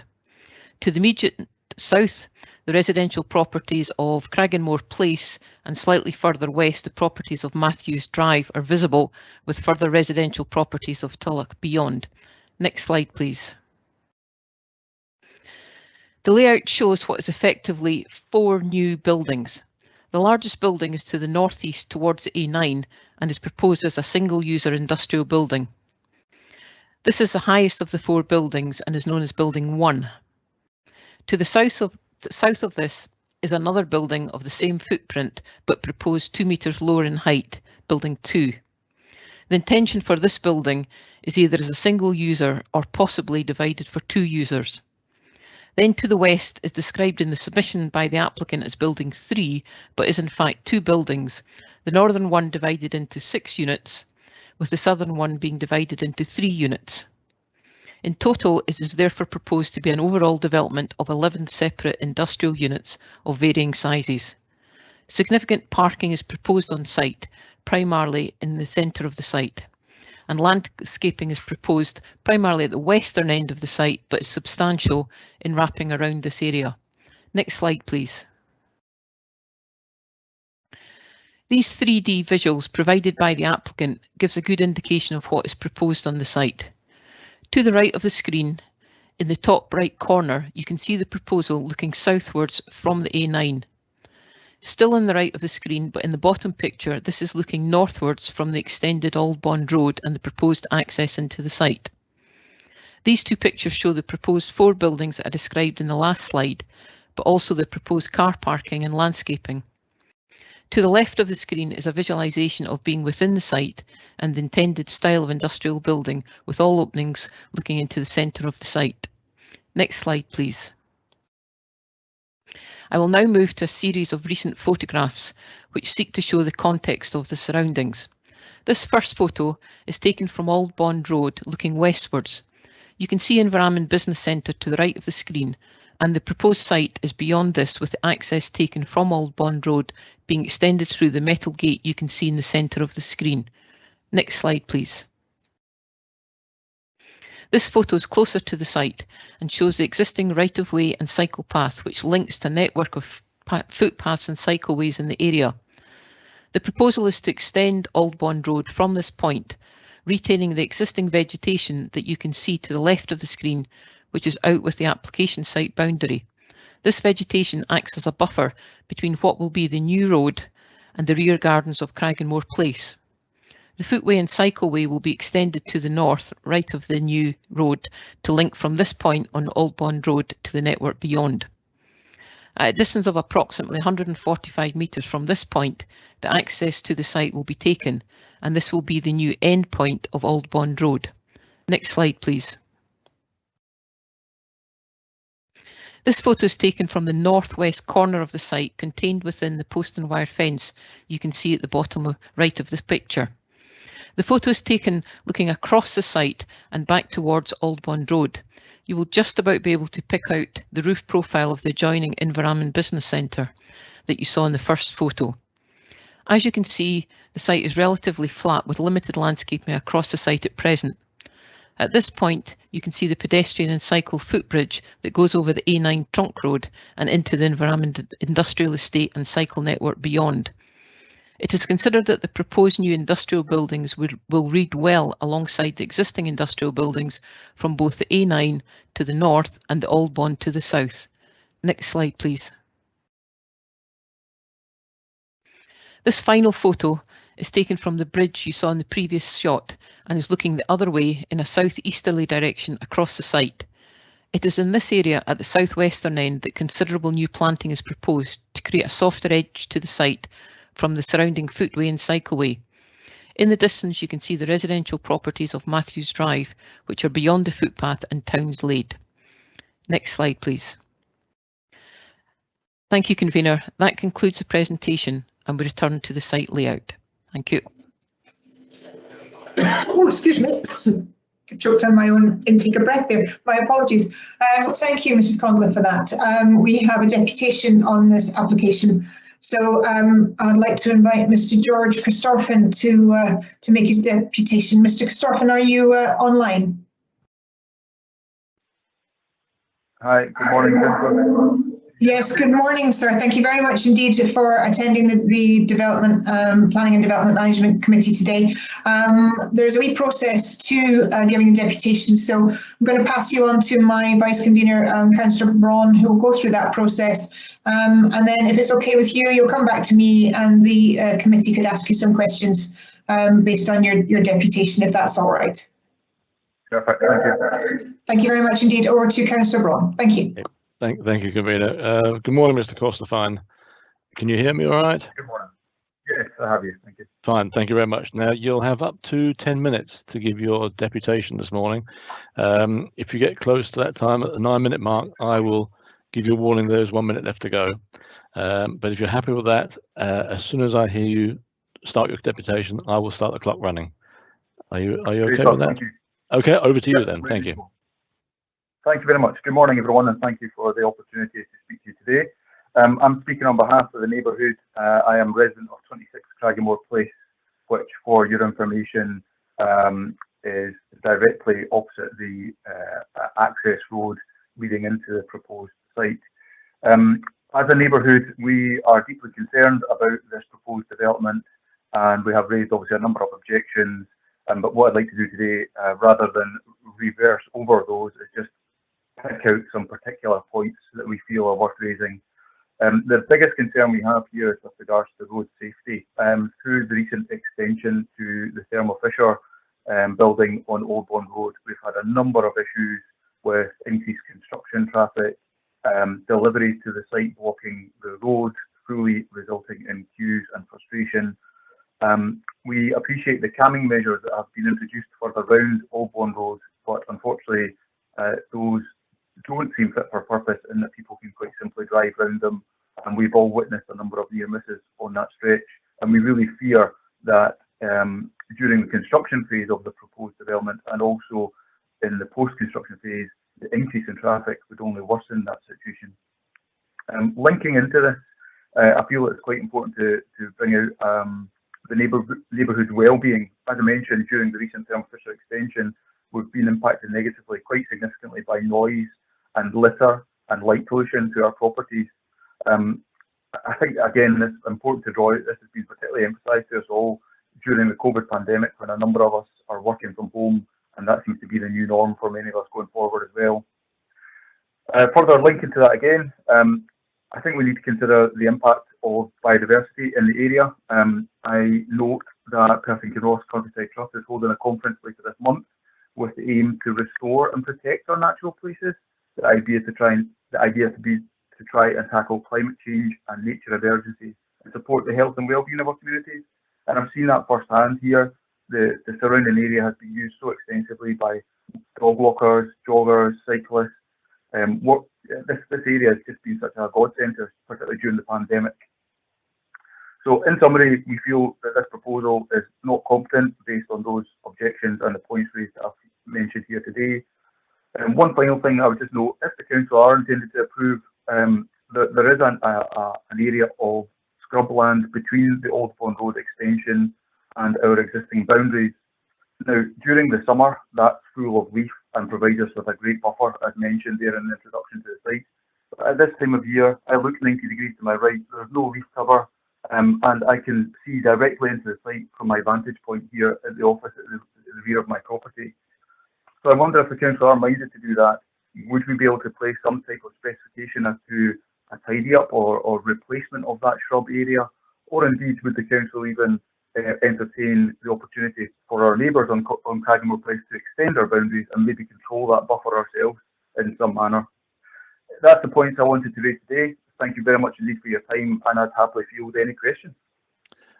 Thank you very much, Mr. Costofan. I'll pass you back to the convener. Thank you, convener. Thank you, Mr. Costofan, for your deputation there, and you're happy to answer some questions. So, committee, to councillors, do you have any questions that you wish to ask? Oh, Mr. Costofan, it looks like you're going to get off easy here. There doesn't seem to be any questions coming. Oh, my apologies. There's a slight satellite delay. We have a couple coming in now. Councillor Gray is first, and then Councillor Illingworth. Your question, please, Councillor Gray. Thank you. Yeah, thank you, conveners. Thank you, Mr. Costofan. Mr. Costofan, are you aware of the development plan categorisation of this piece of land? Yes, I think it's classified for light industrial, which again has been another concern raised in the objections to the original planning permission online. Did you make an objection at the time of the development plan being drawn up? I wasn't resident when the plan was drawn up, but I did make an objection when these plans were lodged, as did a number of the other neighbours. Well, it is, as you say, categorised as employment land, in fact. And this does come within that category. So I'll leave it at that. Otherwise, thank you. Thank you, Councillor Gray. My only rebuttal to that would be that while it's designated that, and we fully appreciate that is already in place, there does seem to be vacancies within the environment industrial estate, for example, just on the other side of A9. So again, potentially we don't see the need for this type of development at this time. But again, I appreciate that maybe out with the scope of today's call. Okay, thank you. Councillor Illingworth, your question, please. Two questions, if I may, convener. My first question, Mr. Costofan, and thank you for your presentation, is noise. This site is right next to the A9. Will the noise from the A9 be more than the noise from this development? I would suggest not. The area of the A9 that we look out onto is fairly open and moving traffic. There is very rarely any stationary traffic or rapidly accelerating traffic. So the noise is a swish of traffic as opposed to loud engine noise. And the proposed development area is in between us and the A9. So the development noise, in my opinion, would certainly increase and be heard over the A9 for sure. Okay, thank you. Now, my second question is, this will obviously have a slight reduction in the amenity area. I know this area is used for dog walking, but will the availability of parking just off of parks just off Renfrew Drive, which is a large park with a playground, and the availability to walk through the cemetery grounds? Will those be suitable alternatives? I know they're great areas, and we all, the neighbourhoods, greatly appreciate the infrastructure that we have here. The cycleway and indeed the footbridge over the A9 leading onto the Riverside Path is greatly valued. This area in question is even more secluded than that, and again, as I say, we've seen a real increase in the number of people using it, particularly during the pandemic. There are absolutely other areas and other pathways around. This area in particular is completely separate from any roadways and traffic impact, which I believe is a good thing to have, and an alternative to some of the other areas mentioned. Great. Thank you for your answers, Mrs. Christopherson. Thank you. Thank you. Just another 2 questions are coming forward. Councillor Robertson and then Councillor James. Thank you, Convener. Mr. Christopherson, thanks again for your presentation. You spoke about the buffer strip that lies just to the northwest of your properties, and you said that you and your neighbours had proposals for that. Can you elaborate exactly what you would like to see happening to that buffer strip? Yeah, thanks for raising that. Actually, this buffer strip is essentially waste ground. It hasn't ever been formally planted at any stage during the development of these houses, and so it's now just a mixture of trees and bushes, which, you know, personally I've had to trim back myself to avoid from coming over my fence, and I know some of the other neighbours have done similar as well. In part of the plans, I note that there is a comment that says this land will need to be tidied, but our concern is if the plans are approved, to what level would that be monitored? In the neighbouring Thermo Fisher development, we were advised that there would be further trees planted to help shield the neighbourhood from noise and light pollution, but to date we haven't seen any evidence of that happening. And obviously the idea of a shield or a buffer would be through the construction phase, not something necessarily for after, although after would be appreciated as well. So whether that buffer area could be, for example, cleared and then perhaps planted with something a bit more solid, for want of a better phrase, in terms of hedging, or whether indeed, as I alluded to, the council would entertain the opportunity for our neighbours to, that land doesn't go anywhere. It's just a thin strip of land which isn't going to be used for anything else that I can never imagine in the future. So whether the council would indeed be available to consider the opportunity for us to extend our own boundaries into that space, and then, you know, take ownership of it ourselves to tidy it and maintain a boundary ourselves as we see fit, to buffer against the development and then the post-development use. Thanks, that's been very helpful. Thanks very much. Thank you. Thank you. And the last question so far is from Councillor James. Convener, I wasn't quick enough to remove my request because the question's just been asked and answered. Thank you very much indeed. Thank you, Councillor James. Mr. Christopherson, thank you very much indeed for making the time to come along today and to making your deputation to us. There's no further questions for you, so you can sit back now, and I'll move on to the next part of the committee and allow questions to officers. Thank you. Excellent. Thanks all for your time. Goodbye. Thank you. So, committee, could have any questions, please, for officers? Thank you very much indeed. Straight off the bat here, we have Councillor Robertson. Your question, please. Thanks, Convener. Based on the comments made by Mr. Christopherson and with regards to the buffer strip, we all know that land that isn't actually looked after becomes a bit of a nuisance. Is there any way that the concerns that Mr. Christopherson and his neighbours have expressed about the future of this strip of land can be taken into account? I know in areas that we have actually managed, householders have taken over the responsibility for maintaining land, which takes away, removes all the problems with it. Could that be looked at, or is that possible for the land to be acquired by the residents, or for some arrangement to be put in place that it will be maintained and not allowed to become a jungle? Mrs. Conliffe, if you could answer that question, please, and if Mr. Smith needs to come in afterwards, but we'll see how that goes. Thank you. Thank you, Convener. Thank you, Councillor Robertson. One of the difficulties with this strip, you will see on the plan that is on the screen at the moment, is that the strip is actually out with the red line site, and therefore there isn't anything that we could control in terms of this planning application with regard to that strip.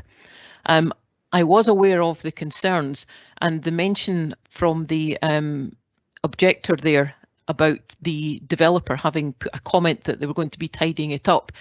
It's tidying it up simply because that's where the end of the new road will be. So the road will come the full width that you can see on the screen at the moment. The actual area of ground is in the ownership of Perth and Kinross Council. So we will have control as Perth and Kinross Council rather than through this planning application. And clearly when the application comes in for the new road in terms of our road section, they will be looking at that and see how far they need or how much needs tidied up of the strip at the moment. The strip is approximately, I would say, about 10 metres in width. So it is quite a substantial strip, and it may be in the future that there could be a possibility that neighbours may want to move their garden a little into that, but it would be dependent on the requirements of the road section for that. I don't know if Mr. Salmon wants to comment any further just on the requirements that there may be for the road. Thank you. Thank you, Mrs. Conliffe. I'll go to Mr. Smith first and then Mr. Salmon, if you could add to that. Yes, thank you, Convener, and thank you, Councillor Robertson, for your question. I think all I'd say is that the situation is this strip is in the ownership of Perth and Kinross Council. It doesn't form part of the planning application. We don't feel that it's necessary in order to recommend our approval of the application to do anything with that strip, but it could be for residents to contact colleagues in the Estates Service of the Council if they wish to discuss future changes to how that area is maintained or a change in ownership. The only other point I would make as well, if they wanted to extend their garden areas into that area, it would require planning permission and need to be considered on its merits, whereas maintenance and replanting, etc., would fall out with our remit. Okay, thank you for that additional information. Mr. Salmon, can you just add any more perspective on that regarding a transport point of view? And then Mr. Littlejohn also has an additional part to add.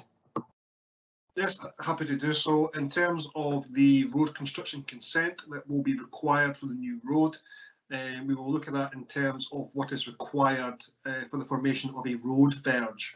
Typically, the road verge is between 1 to 2 metres in width and is to facilitate potentially utilities or indeed just allowing for maintenance access to the road itself.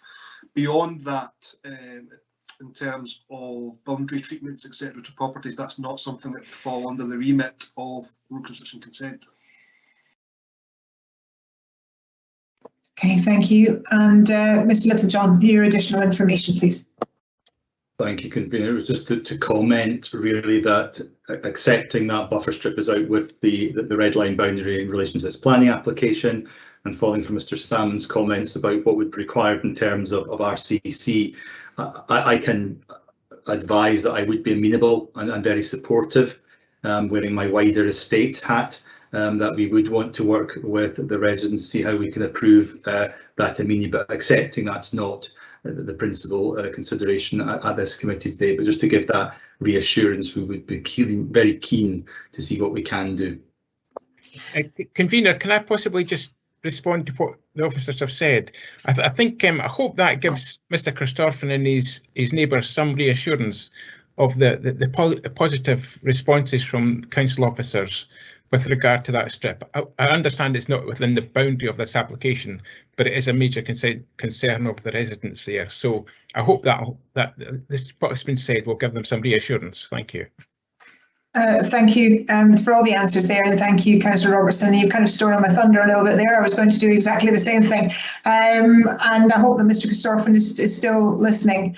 Certainly with regard to that, I know, and I don't want to muddy the water too much, this is not what we are looking at. We have a red line application in front of us, and that is what we are looking, and that is what we are assessing, and I must stress that to committee. But since the information has been raised, since the point has been raised, it sounds like the council, from an estates perspective, are interested. It sounds like the community and the residents are interested. So maybe after this event, they can get together and talk about it. But if I could then refer now that all the committee, please look at the application in front of us and the red line. Okay, thank you. Now, my apologies, I've kind of lost my place. Councillor Robertson, you came in with the question, and I believe that is the, sorry, Councillor Reid, you're next with your question. Thank you. Thank you, Convener. On the basis, it's my belief that the local councillors tend to know most about what's going on in their local area and what's good for their local area. Could I ask somebody to please address the concerns which have been raised by Councillors Rebeck and Massey in their email on an individual basis? Point by point, that is. Okay, so there's sort of 5 points on that. Obviously, not everybody listening today will have seen what has come forward, but there has been issues made on land use, on loss of habitat, increase of car use, public transport and protected jobs. Mrs. Conliffe, could you possibly give an overview or point by point to answer Councillor Reid's question? Thank you. Thank you, Convener. I'll certainly do my best. The first point that was raised by the local members was with regard to land use, and they were concerned that we would be losing an area of outdoor open space that was regularly used for physical recreation. My answer to that would be that this site, and it was already raised by Councillor Gray with regard to the deputation earlier, the area is zoned as an area for employment land and has been for quite some time in the local development plan. There is also a very wide area around it for recreation with regard to the links that we have with the footpath and also the cycleway. So our view is that it isn't contrary to the development plan in terms of losing open space. This was not an area zoned as open space, but rather an area zoned for employment use. The next heading in their concerns was the loss of habitat. Yes, existing trees that are on the site will be removed, but there is significant new planting. The application was submitted with a tree survey that then went to our landscape and tree officer, who put forward some further suggestions, who went back to the applicant. They then revised their landscaping proposals, and we are now satisfied with that. The next point was with regard to the increased use of car. Now, the 2 points on the car use and also the public transport, I'll give a general quick comment, but Mr. Salmon may want to come in on those. Yes, a number of cars will be required to get to the site, but we also have significant car parking within the site, which wasn't the case on some other developments within the area. And we're also close to, as I said before, the footpaths and cycleways. There is provision within the proposal for cycles to be parked up there, and clearly for close to the residential areas of Tulloch for walking to the site. The nearest bus stop is some distance away, but is still a reasonable walking distance. And the final point that was raised by local members was with regard to projected jobs, and we would certainly obviously welcome any increase in provision of jobs, and with a proposal like this, which is the potential of up to 11 separate businesses and users onto the site, then we certainly believe that this will be a benefit to the area. So that's my kind of summary of the points, and as I say, Mr. Salmon may want to add with regard to the car use and public transport points. Thank you. Yes, before we go to Mr. Salmon, I believe that Mr. Smith also has an answer if required, but I don't know if it is required, so I'm going to give him the chance to voice his answer if required.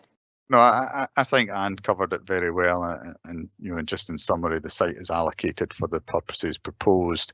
The way in which habitats are being dealt with, and the context of that site being allocated for development is meeting all our standards and has been improved since it was submitted.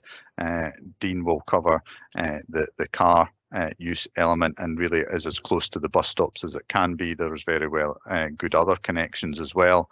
And in terms of the jobs, as Anne says, you know, we're very supportive of employment creation, and that's exactly what this proposal is projecting to do. Exactly what the numbers will be, we will see. Maybe it'll be more than 50, maybe it'll be less. We can't tell at this time, but there is a presumption from the submission on that.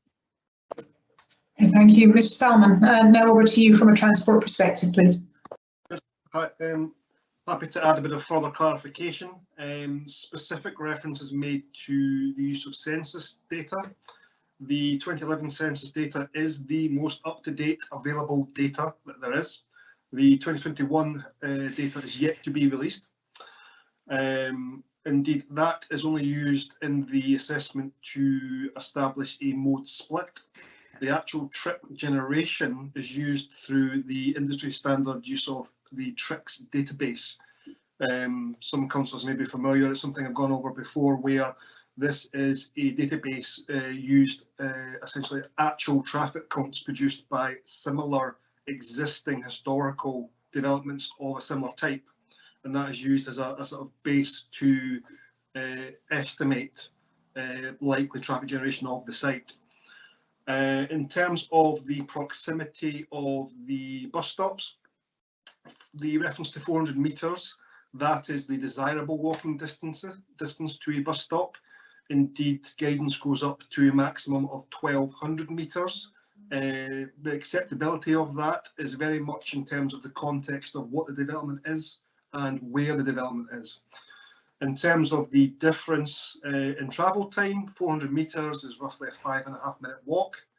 In terms of distance quoted of 643, that's a shade under 9 minutes walking time and is deemed to be acceptable, and indeed public transport unit have been consulted and come to the same conclusion. Thank you very much, officers. Councillor Gray, you're next, but can I just ask before we go to Councillor Gray, Councillor McEwen, you put a test in the chat. Is that because you have a question and it's not coming up, or you weren't sure if the chat function was working? That's correct. Okay, thank you. Well, we'll go to Councillor Gray. Yeah, thank you, convener. I've got to say, Ms. Conliffe very much answered the point I was wishing to make, and it really was regarding the site itself as it's on its zoning. And I know this site, I believe it was, I think the council were involved in the sale of this site some years ago, not many years ago, and for the purchaser presumably bought it knowing that he could use it as employment land. Therefore, it's very much that aspect which we should be considering, and whatever happens outside that red line really is not our concern, and that includes what happens over in the environment industrial site, it seems to me. So it was about focusing our attention on this site, and do we have any scope to vary that point of its zoning within this application to say, well, really it doesn't quite comply, but if the thing had been some other thing, could comply. I'm just not sure, but I'm trying to appreciate the points made by the objectors to it. And could someone then answer the question regarding the point raised that there's plenty more development site on the other side of the dual carriageway, which is indeed true, but that doesn't mean that we cannot use this site because it's zoned. Is that correct? Okay, thank you, Councillor Gray. I think we got your question there. Mrs. Conlon, could you, I think we've got that. Yes, I think I understood what you were saying, Councillor Gray. We're struggling a little bit with the sound there. Yeah, it is zoned for employment land, and clearly the developer, having submitted an application with the speculative building, because this isn't an operator coming in, clearly is of the view that there is a demand for that.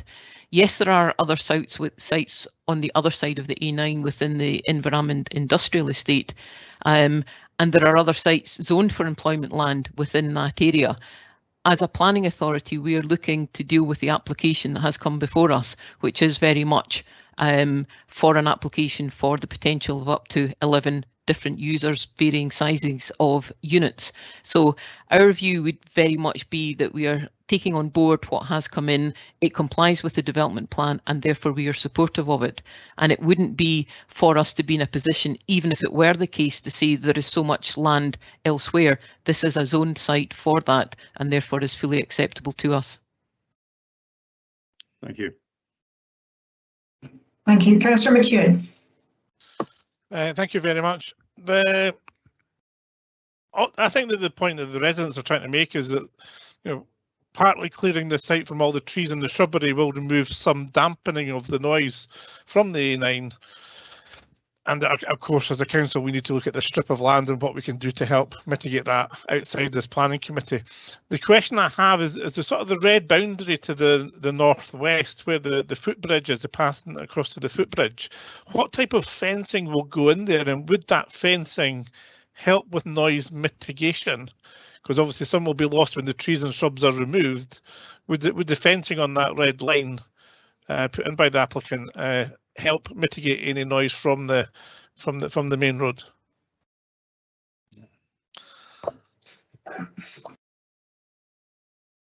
Sorry, my mouse keeps moving. Mrs. Cottle, the response, please. Thank you.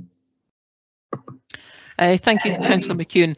The fencing that is proposed, we've been pushing very much that it wasn't solid fencing to try and keep this relatively open. So there is security fencing going in, but that will be more your metal mesh type fencing. What is proposed, and you highlighted it there in the area near the footbridge, is significant new landscaping that is being proposed, and we've looked at species our landscape officer has. So a lot of the damping down that you were suggesting with regard to the loss of the existing landscaping will actually be replaced by the proposed new landscaping. There's also new hedging proposed to go in, which will certainly help that, but it will certainly help in terms of the visual aspect of it. But we aren't looking at, for example, solid timber fencing going in as part of this at all, but very much the security fencing that is required, but beyond that, having the landscaping nearer the edge of the site. So visually certainly improved by that, but in terms of the noise also, and I know that it's possible Environmental Health may come in, Ms. Reid, on this, but they are satisfied with the noise mitigations that are proposed and with conditions that are proposed. I think conditions 5, 6, 8 have relationship to noise, and we are satisfied that that would be acceptable and would be satisfactory for the closest properties of Cragganmore Place and the others beyond. Thank you. Thank you. I'll give the opportunity for Lynn Reid to come in. Do you have any comments to add to that, Lynn?